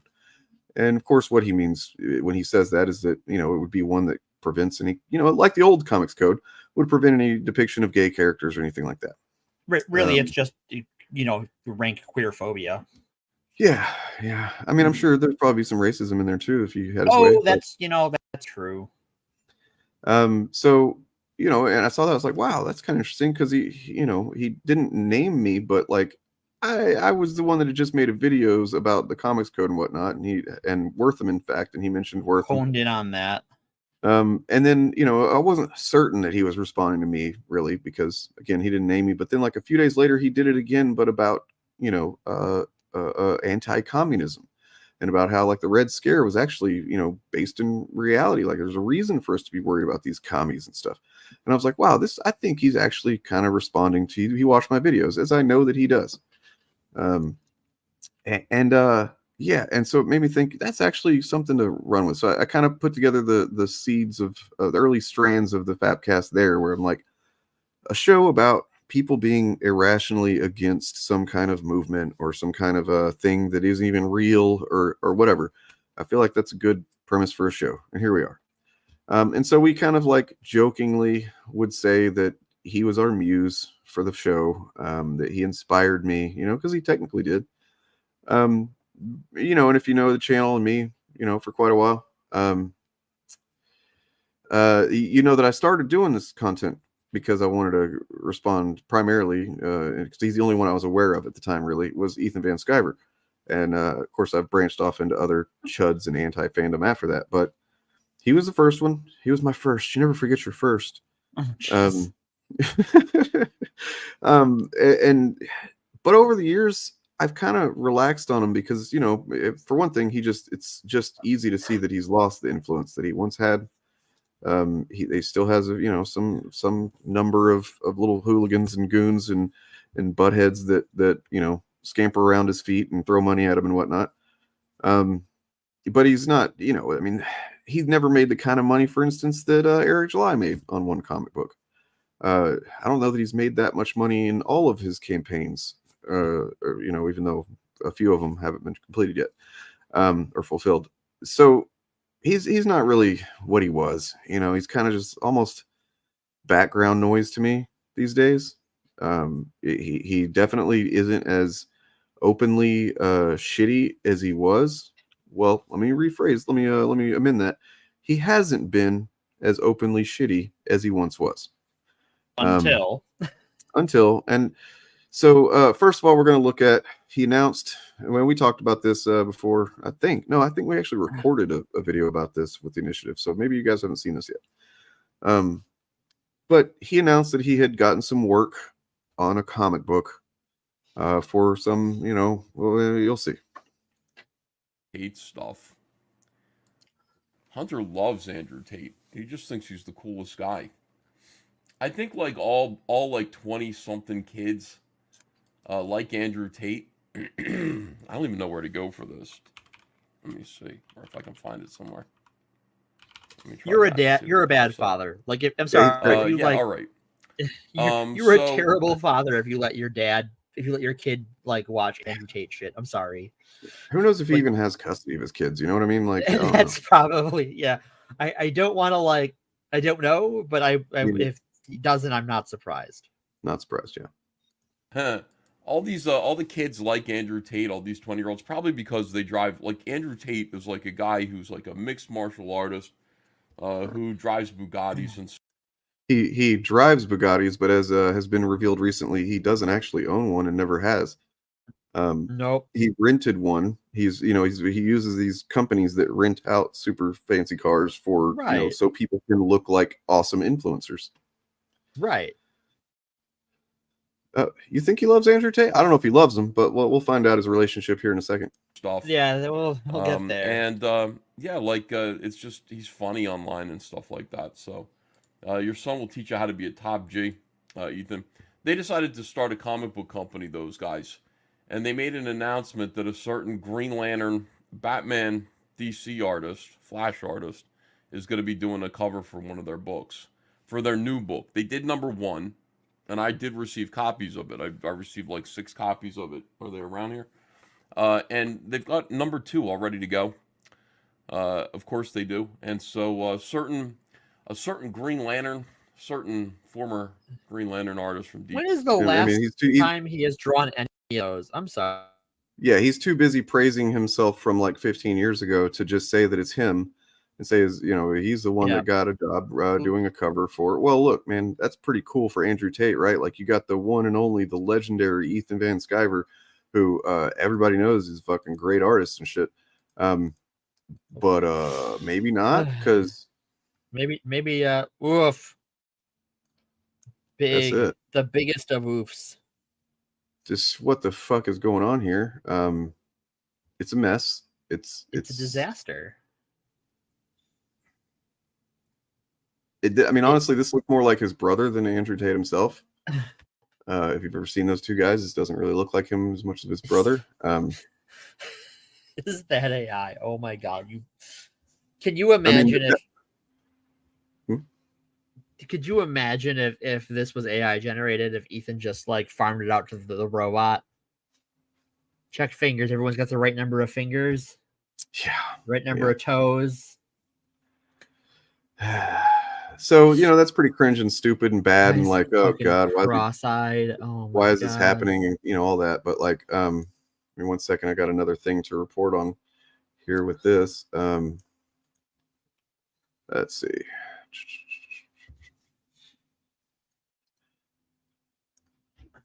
Okay, so there's that, right? Okay, whatever. Fucking, he got some work doing cover for now. However, some of his own fans have called him out on this because if you're not aware, Andrew Tate is currently where he's going to has been charged and will be put on trial, I suppose, unless I don't know how they do things in Romania, but for human trafficking, sex trafficking, right? Yeah, which he moved to Romania specifically to do. To take advantage of their loose trafficking laws and their bribable law enforcement. And apparently they may have loose trafficking laws, but he's still kind of bounced up against the edges there, I guess. So right, well, I guess loose lips sank ships. There's also accounts of him having sexually assaulted some of the women that were working there on the webcams for him, for not just sexually assaulting them, but like keeping them kind of like locked up. Kind of imprisoned. Really. He can't draw a human anymore. Yeah, I mean, look, if you looking back at some of his Green Lantern stuff, it's can kind of see how it probably took him a lot of effort to get those figures to look good, and that might explain why he was constantly missing deadlines back in the day. Right, that's true. Because he historically has not been great with deadlines. But so some of his own fans have called him out and said, man, what are you doing? And he was like, well, I got kids to feed. And it's like, wait a second. You're always talking about you're a millionaire. You made so much money off of Cyberfrog since you left DC. What's going on? He's clearly not a millionaire. He's clearly fucking, who knows what he's done with his money. But he's definitely not taken it and then put it into producing the comic books that people paid for. So that's one thing. That's not, whatever. That's... It's kind of fucking gross and like fuck him for doing that, but at the same time, it's not like I would really take a lot of time out of content to cover him again or anything until this clip, which seems to be kind of older because it looks like this is around the time he went on Tim Pool, because he's got the fucking badly dyed beard mustache situation. But just this clip was going around last night, and I have redoubled down my mission to make sure that nobody fucking forgets that he said this, because he's trying to scrub this from the internet, apparently. And I will fucking not allow it. He will have to fucking murder me to stop me from fucking showing this on a regular basis. Because this is fucking gross. I don't want trigger warning for CSA. Yeah, trigger content warning for just like some fucking vile shit, man. Yeah. I don't want pedophiles to target our children, I mean, I wouldn't mind if they target Mark Brooks's children, Fuck this guy. That's all I got. Fuck this guy. These are the people, and this is somebody that's like, they're talking about pedophiles and like he probably almost definitely has called fucking queer people, shit like that. Regularly. But when it comes to his enemy or perceived enemy, no, it's okay for pedophiles to do that. Like, who would fucking do this? I don't give a fuck. I don't care what you have. I can't imagine anything that somebody could do to me or my family or anything. That would be the thing I would wish on them. I wouldn't wish that on my worst enemy. Yeah. I mean, I can imagine somebody fucked me over just so bad and like, I don't know, kill somebody close to me. And then I'm like, man, I wish they fucking die or something. That'd be one thing. But like that, fuck you, man. Like, fuck yeah, no. And he probably, is going to say that he's just, it was a joke. He's a joke.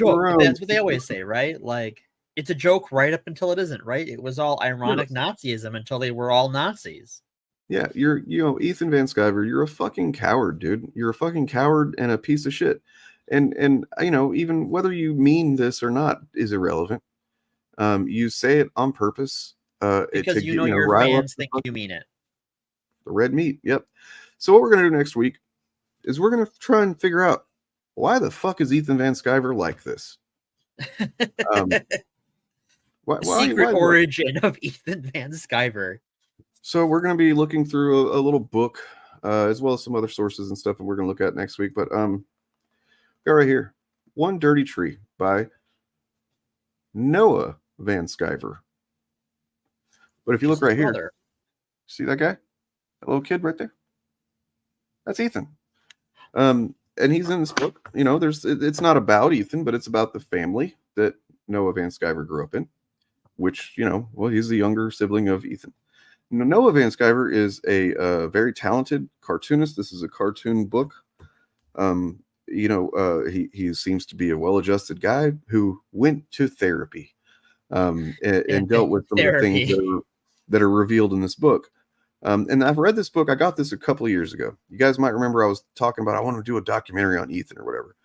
And then I never did that because I came to realize that he doesn't warrant it anymore. You know what I mean? Like he didn't have the influence that I thought he did anymore.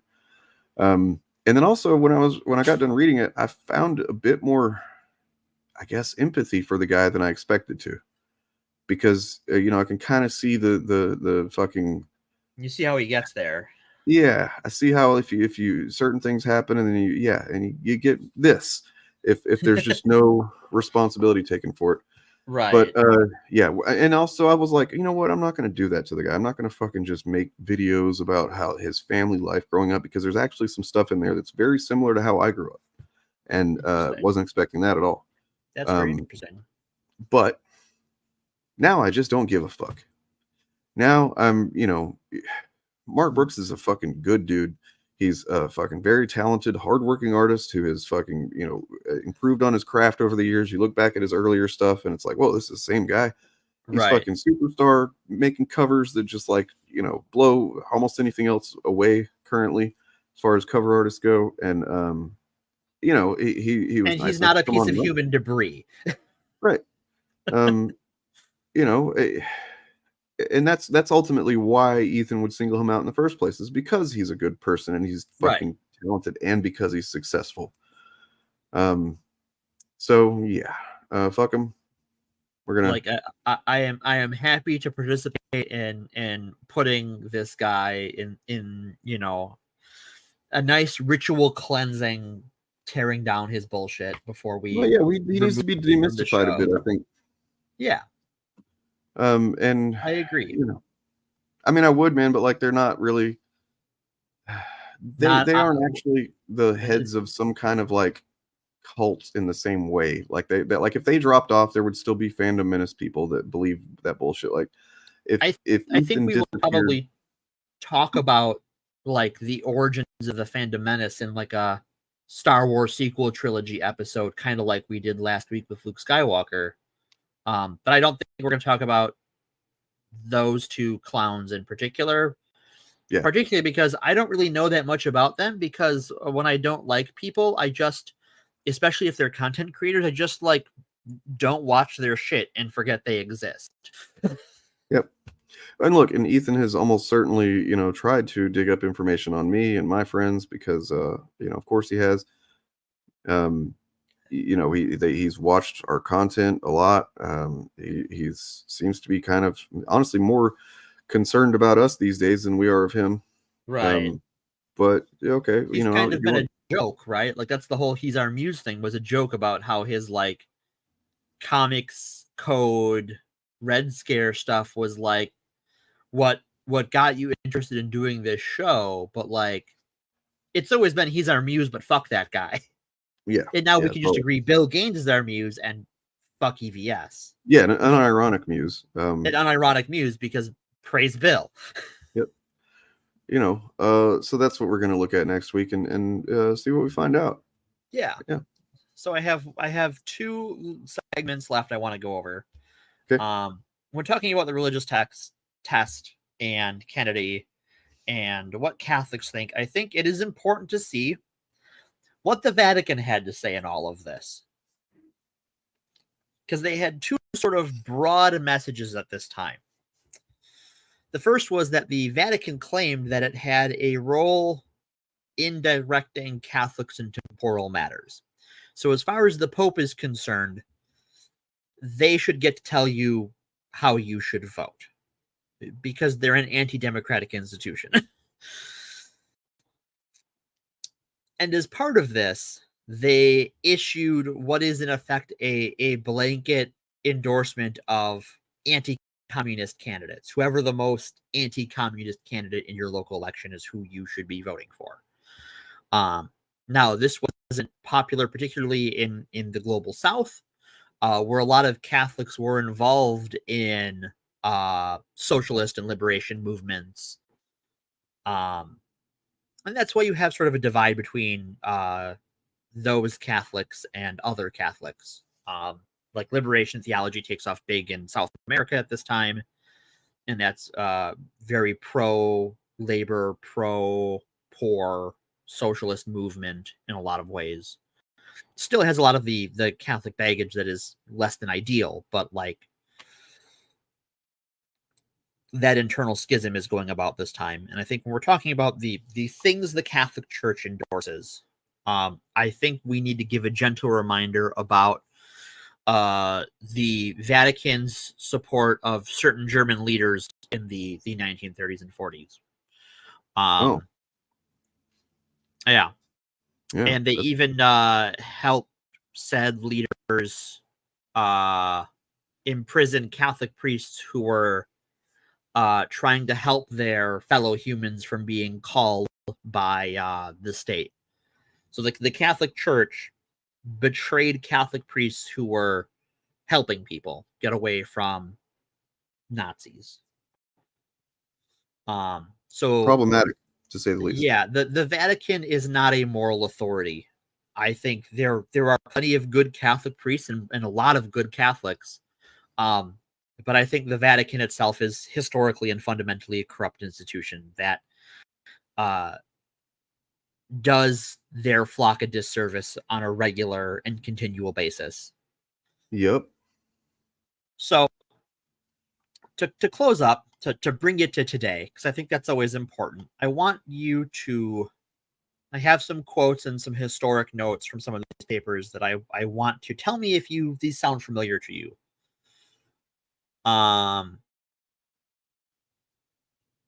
So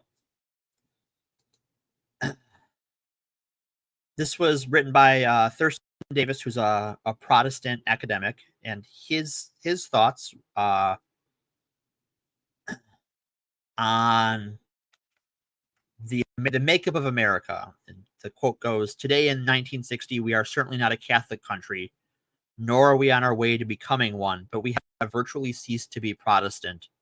Thus, it is dawning on us today that America has entered a post-Protestant era."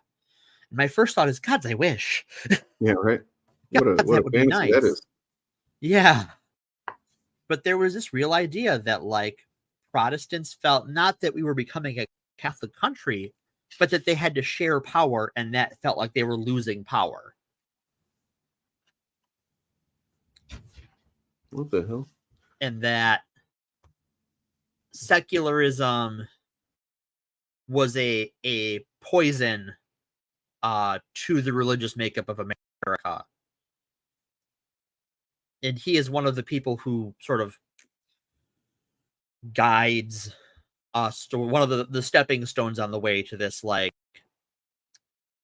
Christian anti-communist, anti-atheist alliance, which really has morphed into a poisonous anti-democracy, anti-pluralist society that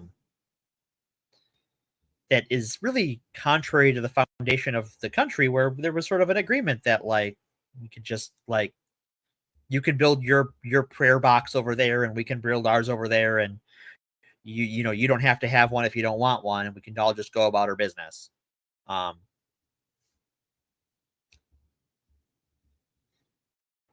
Second is the support for Kennedy and the importance of America being the land of the free. A lot of Kennedy voters were interviewed by several newspapers across the country as to why they voted for Kennedy. And often it didn't have anything to do with his being Catholic, but the proud American tradition of opposing bigotry. And that it wasn't a vote for a Catholic, but a vote against anti-Catholic bigotry. And about building a coalition of not people who are necessarily completely in agreement, but people who are opposed to bigotry and opposed to exterminationist rhetoric and opposed to exclusion, even if they don't all see eye to eye. And I think we really see that something that Kennedy shares with Joe Biden as a Catholic president is very much a coalition president, and a president who was elected as a response to bigotry rather than on his own merits.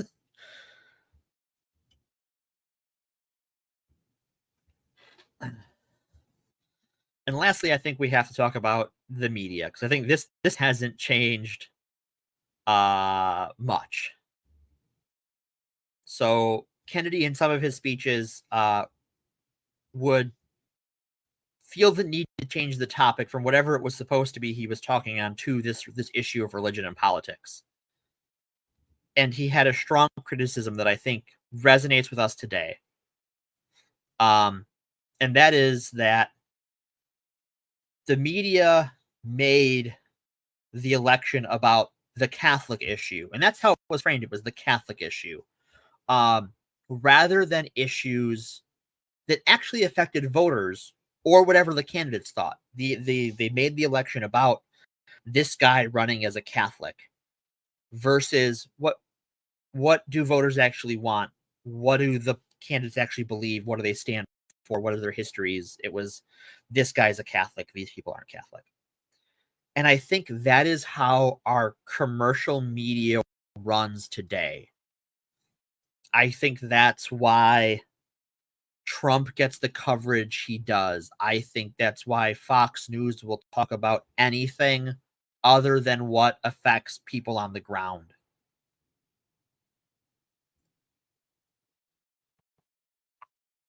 Astute observation. Yeah. Fox? No. Can we What the give fuck that are you guy talking about, Fox McCloud? Your co-host likes to post pics of EFAP. Are they also what the fuck are you talking about, you fucking idiot? You're fucking what is your deal, man? Felicia. Oh, I just sent him to the Shadow Realm. Cool. Fuck him. It's fucking weird that they like what? I like to show pics of EFAP? You mean because I've put pictures of what's his name, fucking Mahler and shit in a video? I mean, they're available photos. I'm just showing a fucking picture of the guy. What's wrong with showing a picture of a guy? Yeah, bye. Fucking idiot. Yeah, that's good for you. I don't know, Fox. Anyways, have a good rest of your life. Or on another, you can bother us on another. I'd seen him. I'd actually seen him saying some dumb shit in another chat. So like he's been trying to fucking get my attention and say something stupid for a while, and I just wasn't paying attention. Sorry. Bye, Felicia.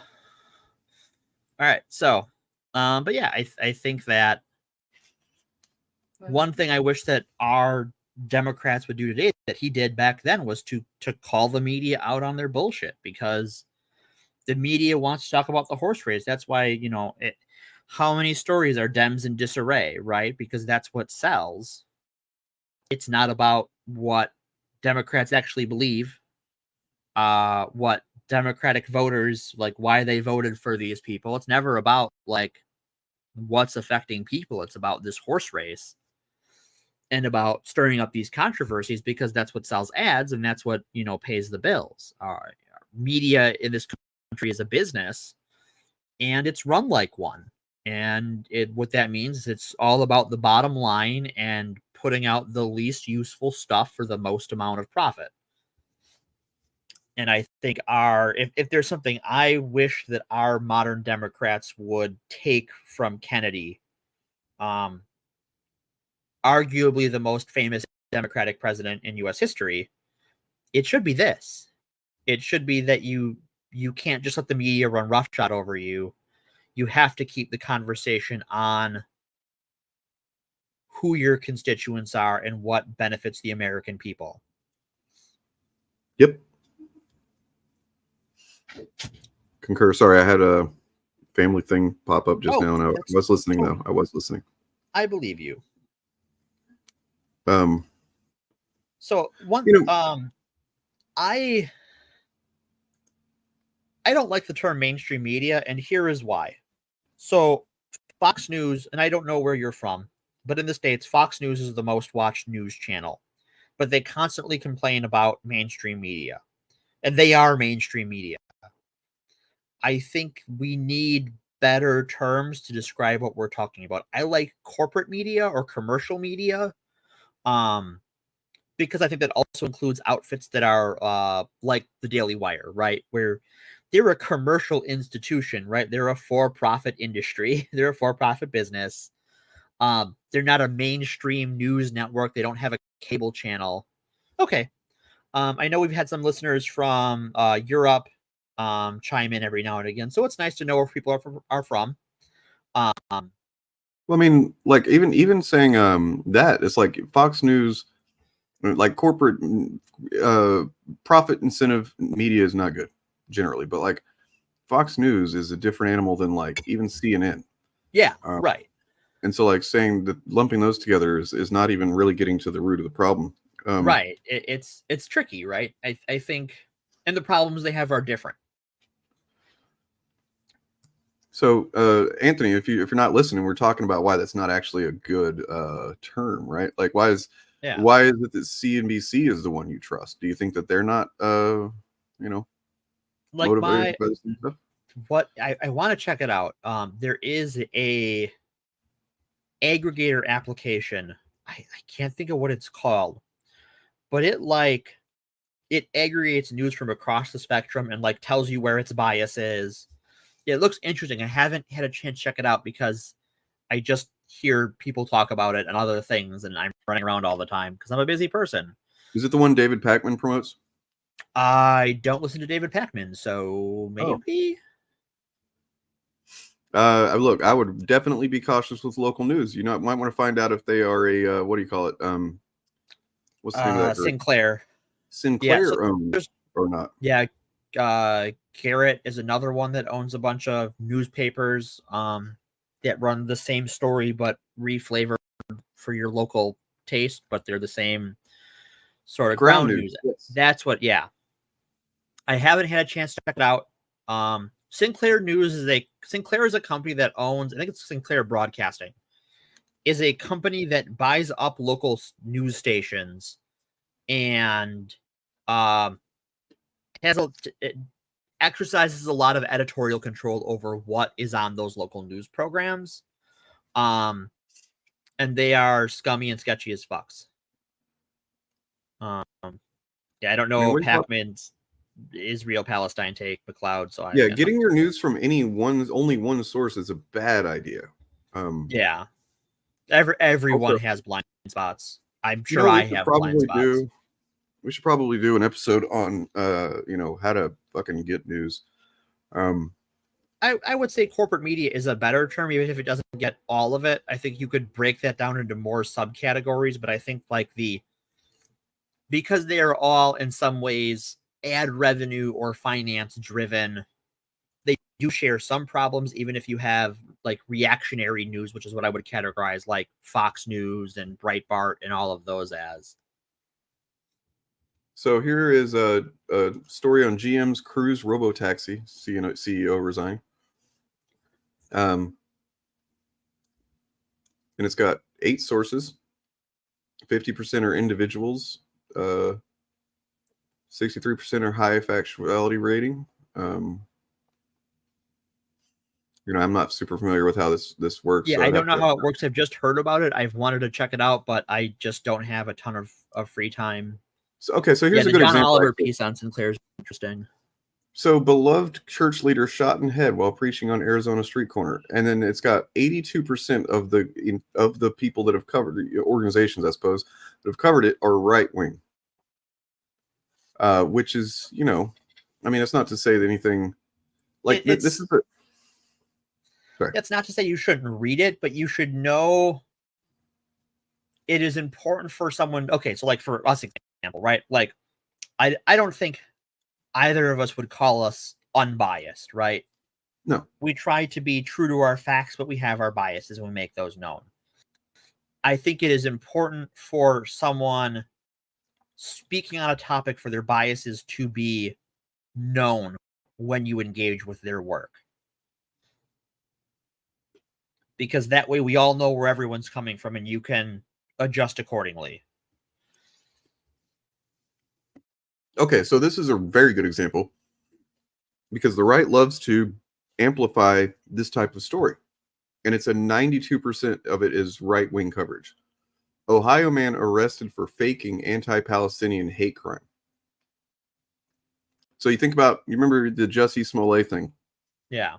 Everybody covered it whenever any kind of like news would come out about it. The left covered it, the right covered it, center, whatever. But the people that continued covering it a lot and will still bring it up a lot are the right. You're right. Every time there is a minority who is crimed at, they will reference that and call it doing that again. They have different ways to refer to it that I'm not going to put into our audio. Which does bring into the focus the other aspect. It's not just as simple as bias of like, does this organization have a right wing or left wing bias? Like, let me think. So are they saying something right wing about it, or are they saying something left? It's like also, how much does something cover a topic versus what they don't cover? Right. And that kind of thing. And these are all things that you should really become familiar with. Anything that you trust for your news information, you should kind of like look into this a little bit. I can't speak to whether it's good or not because I haven't had a chance to vet it personally, but I know a lot of people have talked about it, and a lot of people who aren't political commentators, like I know some people who are like talk gaming a lot, like it's not normally something they would cover, have spoken favorably of it. So I don't know, and that means either way, whether it's good or bad. I don't know means I don't know. Oh, God damn. Fucking hell. Sorry, I got hung up on that fucking this. Yeah, one. that is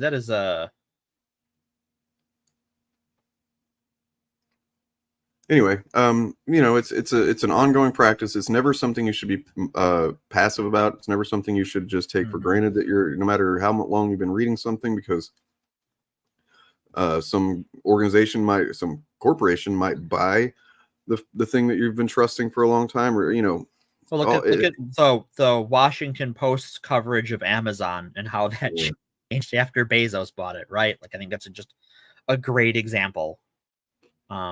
I think you should get your news from multiple sources, and I think the first thing you should do, and I'm going to presume you're all smart enough to know that because I believe in you all. Even you, guy who wants to see my face, which is kind of weird and creepy. I believe that you are smart enough not to get your news from any social media. I don't care if it's Twitter or Instagram or Facebook or BlueSky or Gab or wherever. Please don't do it. You're better than that. Yep, you're better than that, and also you're better than Ron DeSantis, who won't condemn Musk for endorsing an anti-Semitic post. And there's nothing wrong with being biased towards the left. Like it's perfectly normal to have a bias, but I think it's important that we know that we are biased. There's nothing to admit, I mean, there's nothing to the admission. It sounds like there's something you should be ashamed of or whatever, like Morgan's saying, but like, I'll get people in my comments all the time. They're like, you're biased. It's like, yep. So are you. So what's your point? Because bias does not mean bad. It's you know, bias is a part of the human condition because we have subjective senses and are run by meat computers that can only process so much information. Yep. And we are all biased, and if you think you're unbiased, you're actually delusional. Some people do think that, it seems like. They do, and they are deluding themselves. Well, they don't know what it means. Right. Just to them, they think, you know, they've been told, oh, they're just left-wing biased, and to them that means they're gonna believe everything that's left-wing information. And it's like, nah, that's not what that means. It means that I'm more biased towards information that isn't from the sources you're going to be talking about. Probably that's really more how it is for me. Like, I'm not going to be biased. I'm going to be biased against Fox News. I'm going to be biased against InfoWars. You know, beyond that, I don't take anything for granted. No. And like, yeah, it's, you know, one of the reasons, like, I know I don't want to talk about it, but it's a current event, is the conflict in Gaza right now.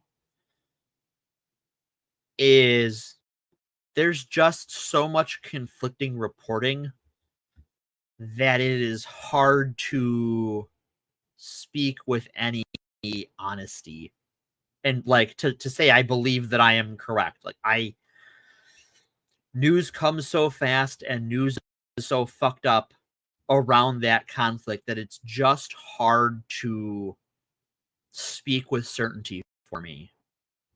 That I don't want to do it. I'll tell you who I the think good it's guys fucked are. up, and that's it. Yeah. I'll tell you who the good guys and the bad guys are. If you guys really want to know, I'll make it simple. Sure. The good guys are the civilians. Yep. The non military and non-combatants. Non-combatants. The bad guys are the combatants. Basically. I mean, essentially on both sides. I mean, I'm sorry, but it's just like at this point, you've got a terrorist, a fucking disgusting terrorist organization, and then you've got a fucking state that's seemingly trying to commit a genocide. Right. Sorry, I can't fucking call either one of those the good guys. And that has had a hand in keeping that terrorist organization in power.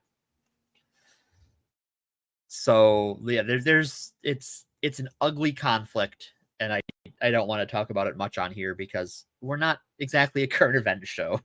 And we already did that. We covered on accident, yeah. Ooh.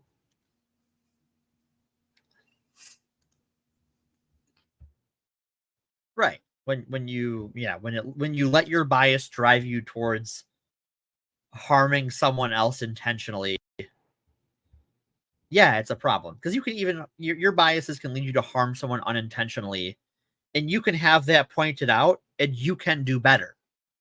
It is when you double down and go, no, I am unbiased and correct, and I should hate you, or John I should do bad things to you. Who do you mean fair about who? Fair about what exactly? That's important. Right, because like this is what is fair, right? We've talked about what defines fair.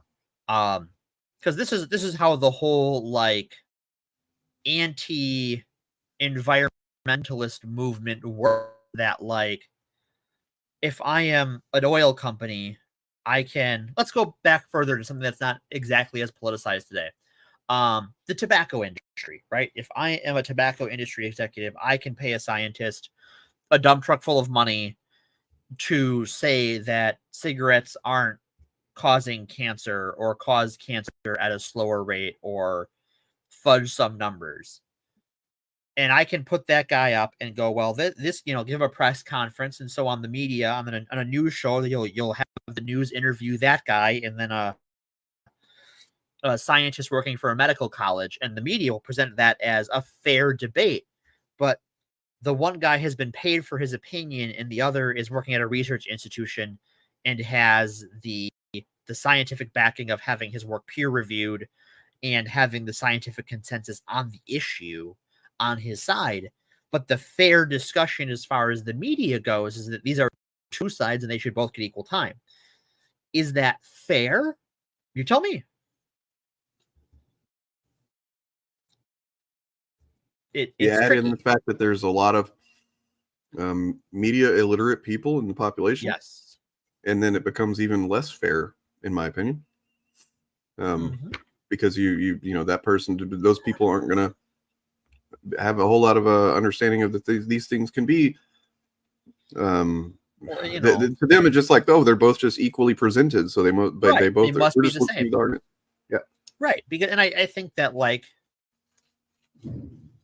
in an ideal world, our media institutions should present both sides in an honest way, where, like, we know going into it that this guy has the minority position funded by a tobacco company, and this person is speaking for the medical consensus on behalf of, you know, medicinal scholarship, right? Like, we shouldn't treat them as equal because they're not. So fair is a weird, well, being fair in general, that's what we're talking about. Like, what?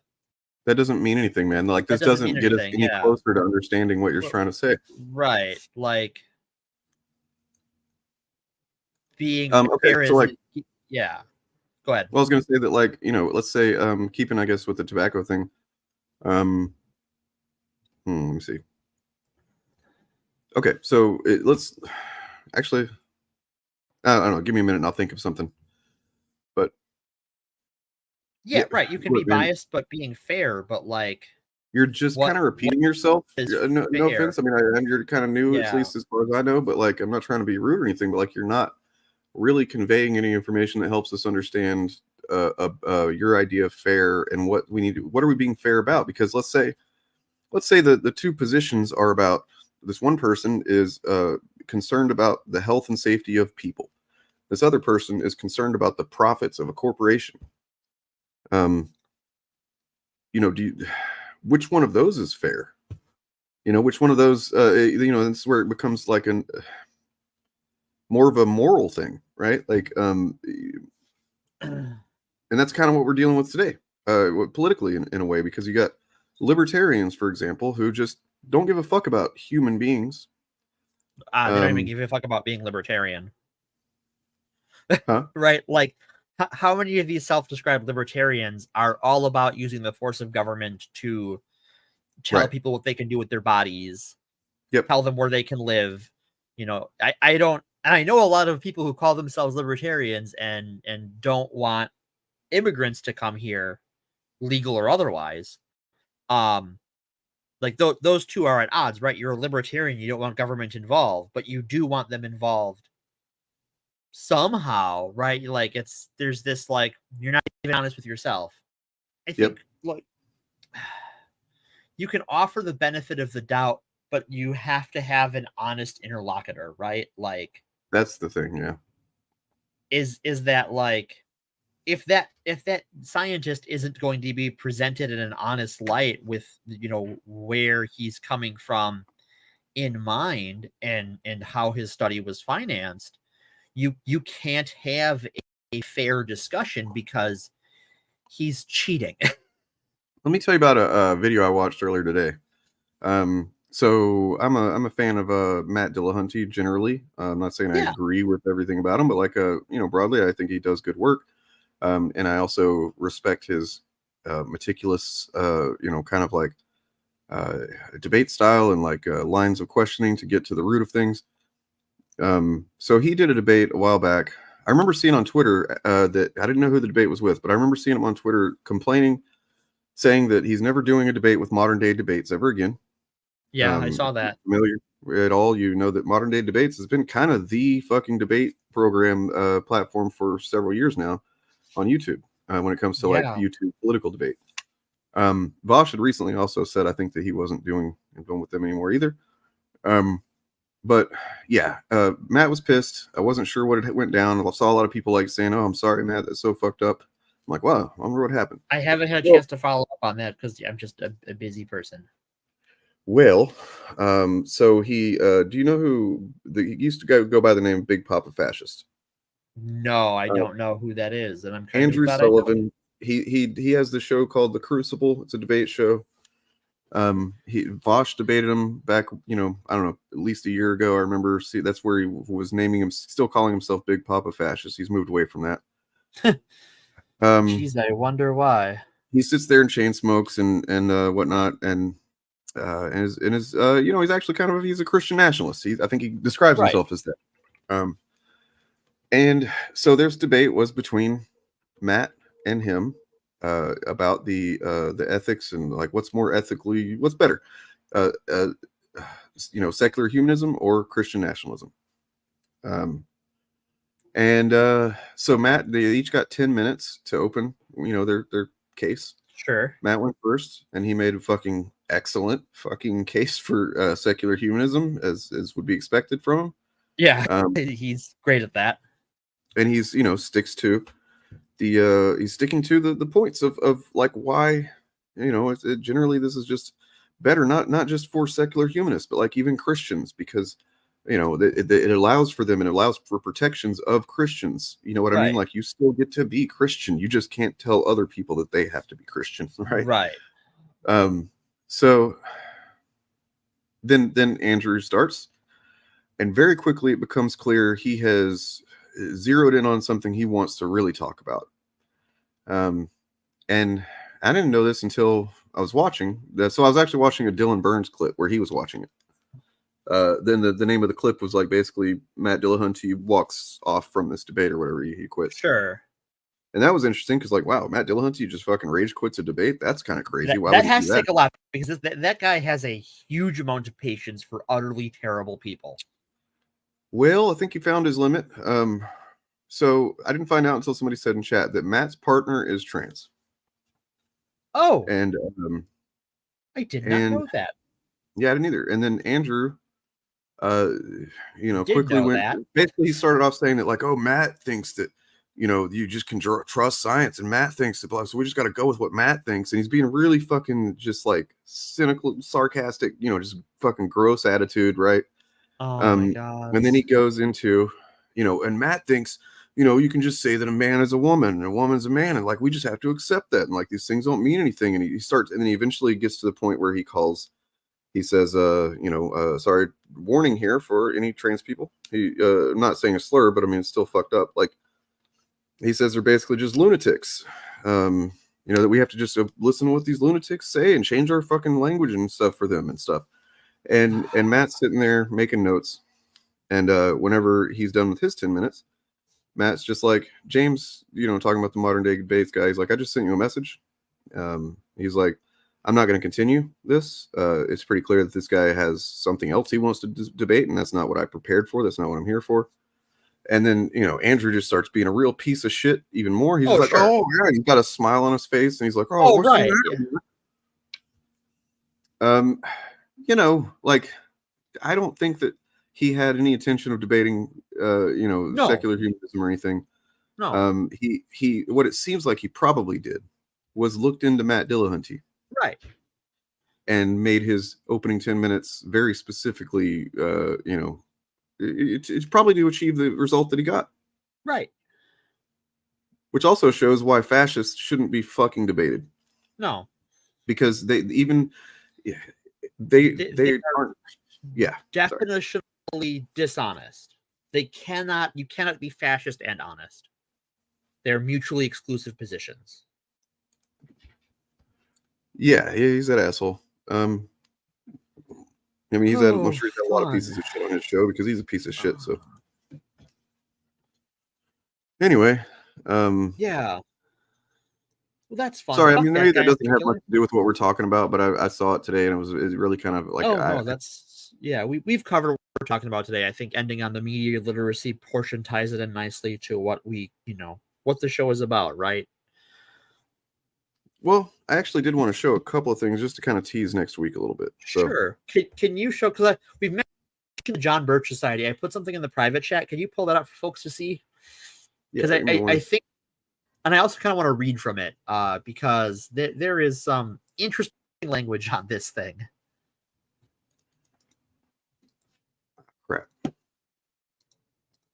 That's not what I meant to do. Shit. Yeah, sorry. I put this in our Discord a while ago, but I realized I probably should have refreshed it. Oh yeah. So this is from the John Birch Society. They put this out. They put a wanted for treason poster out for one JFK for betraying the Constitution, overturning the sovereignty of the United States to the communist-controlled UN, betraying our friends in Cuba and a bunch of other places, and befriending our enemies, Russia, Yugoslavia, Poland. You know, goes on, more anti-communism stuff, support to communists, support for racial riots, illegally invaded a sovereign state with federal troops, appointed anti-Christians to federal office, and uphold Supreme Court in its anti-Christian rulings.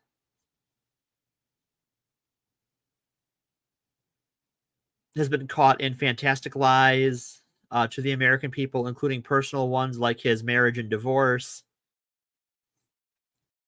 This is from our friends at the John Birch Society, they're going to get their own episode. Yeah, for sure. Maybe two. Who knows? Actually, McLeod, you're right. I did mean Andrew Wilson. My bad. I said Sullivan because I'm an idiot. So. Ball sucks Bill Maher. Oh my God. I mean, can you imagine sucking up to Bill Maher? Oh, I was gonna be like, Bill Maher's balls? I don't want to. Why would you? I wouldn't want to suck any part of Bill Maher. Because I think the contact high is probably toxic. Where the hell I thought I just uploaded some things to the chat, and I guess I didn't. I don't know. There we go. I think. Give those a second. Actually, so I'm going to show this again just because it's really good and I'm excited about it, and I want to promote this. Here's Ed. You know, it's funny to me that Critical Drinker is somebody who advocates so strongly for stoicism when part of being stoic is being a straight talker. But if you look at what Critical Drinker does, he is really good at saying nothing.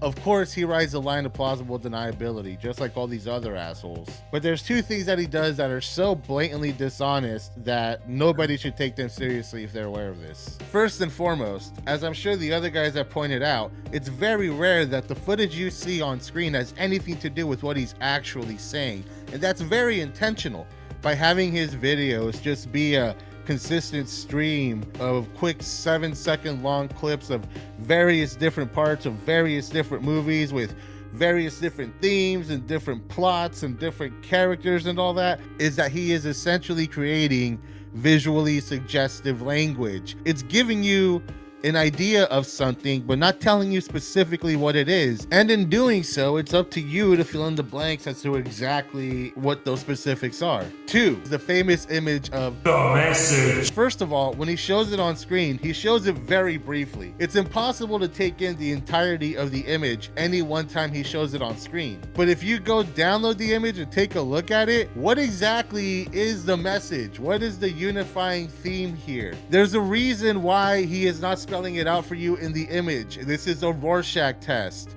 When he shows you this and says this is the message, you decide what that message is. If you actually take Critical Drinker seriously as a movie critic, all you're really saying is that you are exactly as easy to manipulate as he thinks you are.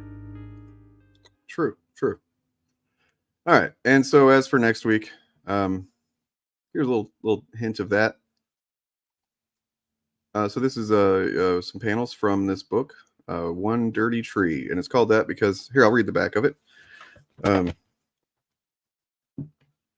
Noah Van Sciver is haunted by the house at 133 Blank Street, or as he and his brothers rechristened it, One Dirty Tree. This sprawling, dilapidated New Jersey house was his first home and the site of his formative experiences. Growing up in a big, poor Mormon family, surrounded by comic books, 8 siblings, bathtubs full of dirty dishes, Noah's childhood exerts a powerful force on his present-day relationships. drawn in his inimitable style, written with wry wit and humor. One Dirty Tree is another reason why Noah Van Sciver is one of the best cartoonists working today. It's a nice little hardcover, edition of the book here. And as you can see here, Ethan was a caricature artist, did a chair, and there's like very little about Ethan in here, specifically about Ethan, right? This is from an early section where he's going over his family and upbringing and whatnot. So like, as it says here, all of the males in the family read comics. And I think that kind of indicates some positions we've seen from Ethan, right? Yeah. Like his experiences growing up directly influenced him. I mean, who doesn't, right? Everybody's does, but like it's like he never updated. Right. He never updated his view of the world and gender past cooties. Yep. Whoops. And so got one more here. And another example of that would be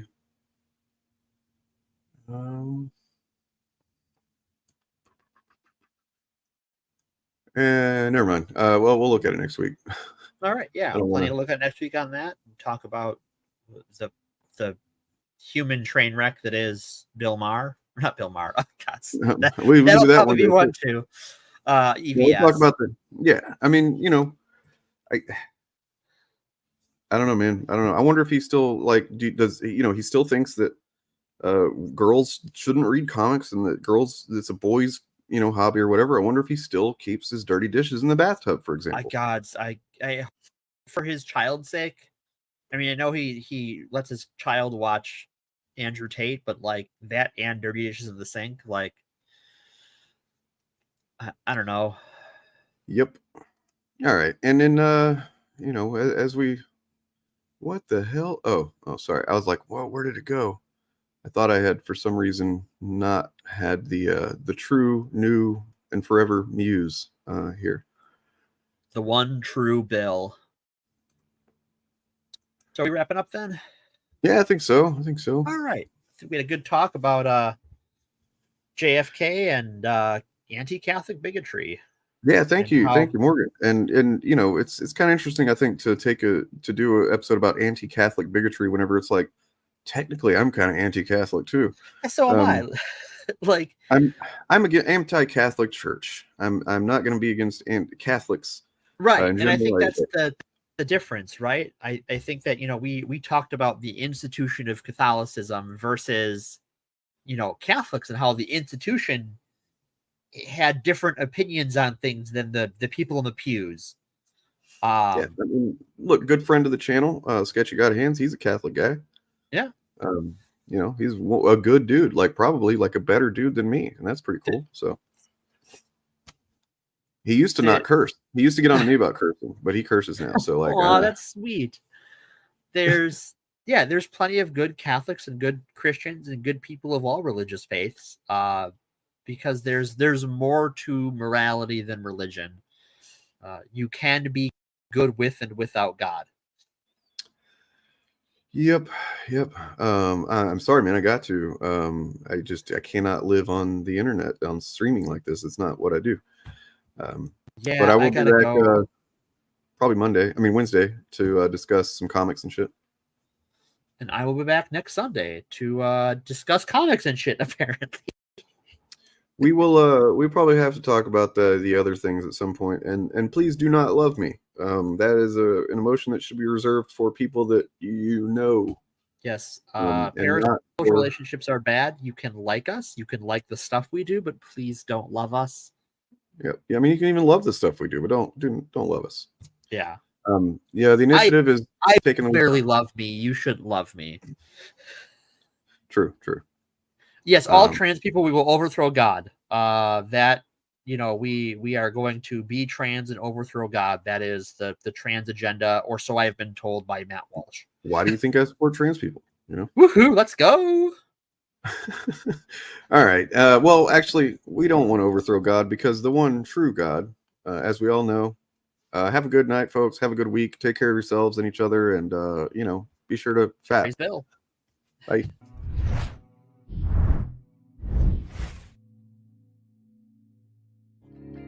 May Bill Gaines shine his heavenly light upon you and impregnate you with many happy days and joy fetuses. May your anuses be cleansed by the purifying light that exudes from Bill Gaines' eternal dragon phallus. Should you meet your mortal demise this day, go with comfort that you have satisfied the commands of the one true Bill, those being this: read comic books. Fuck the dumb shit. Be yourself. Love each other. Also, read more comics and grow your hair out all goddamn while. Amen.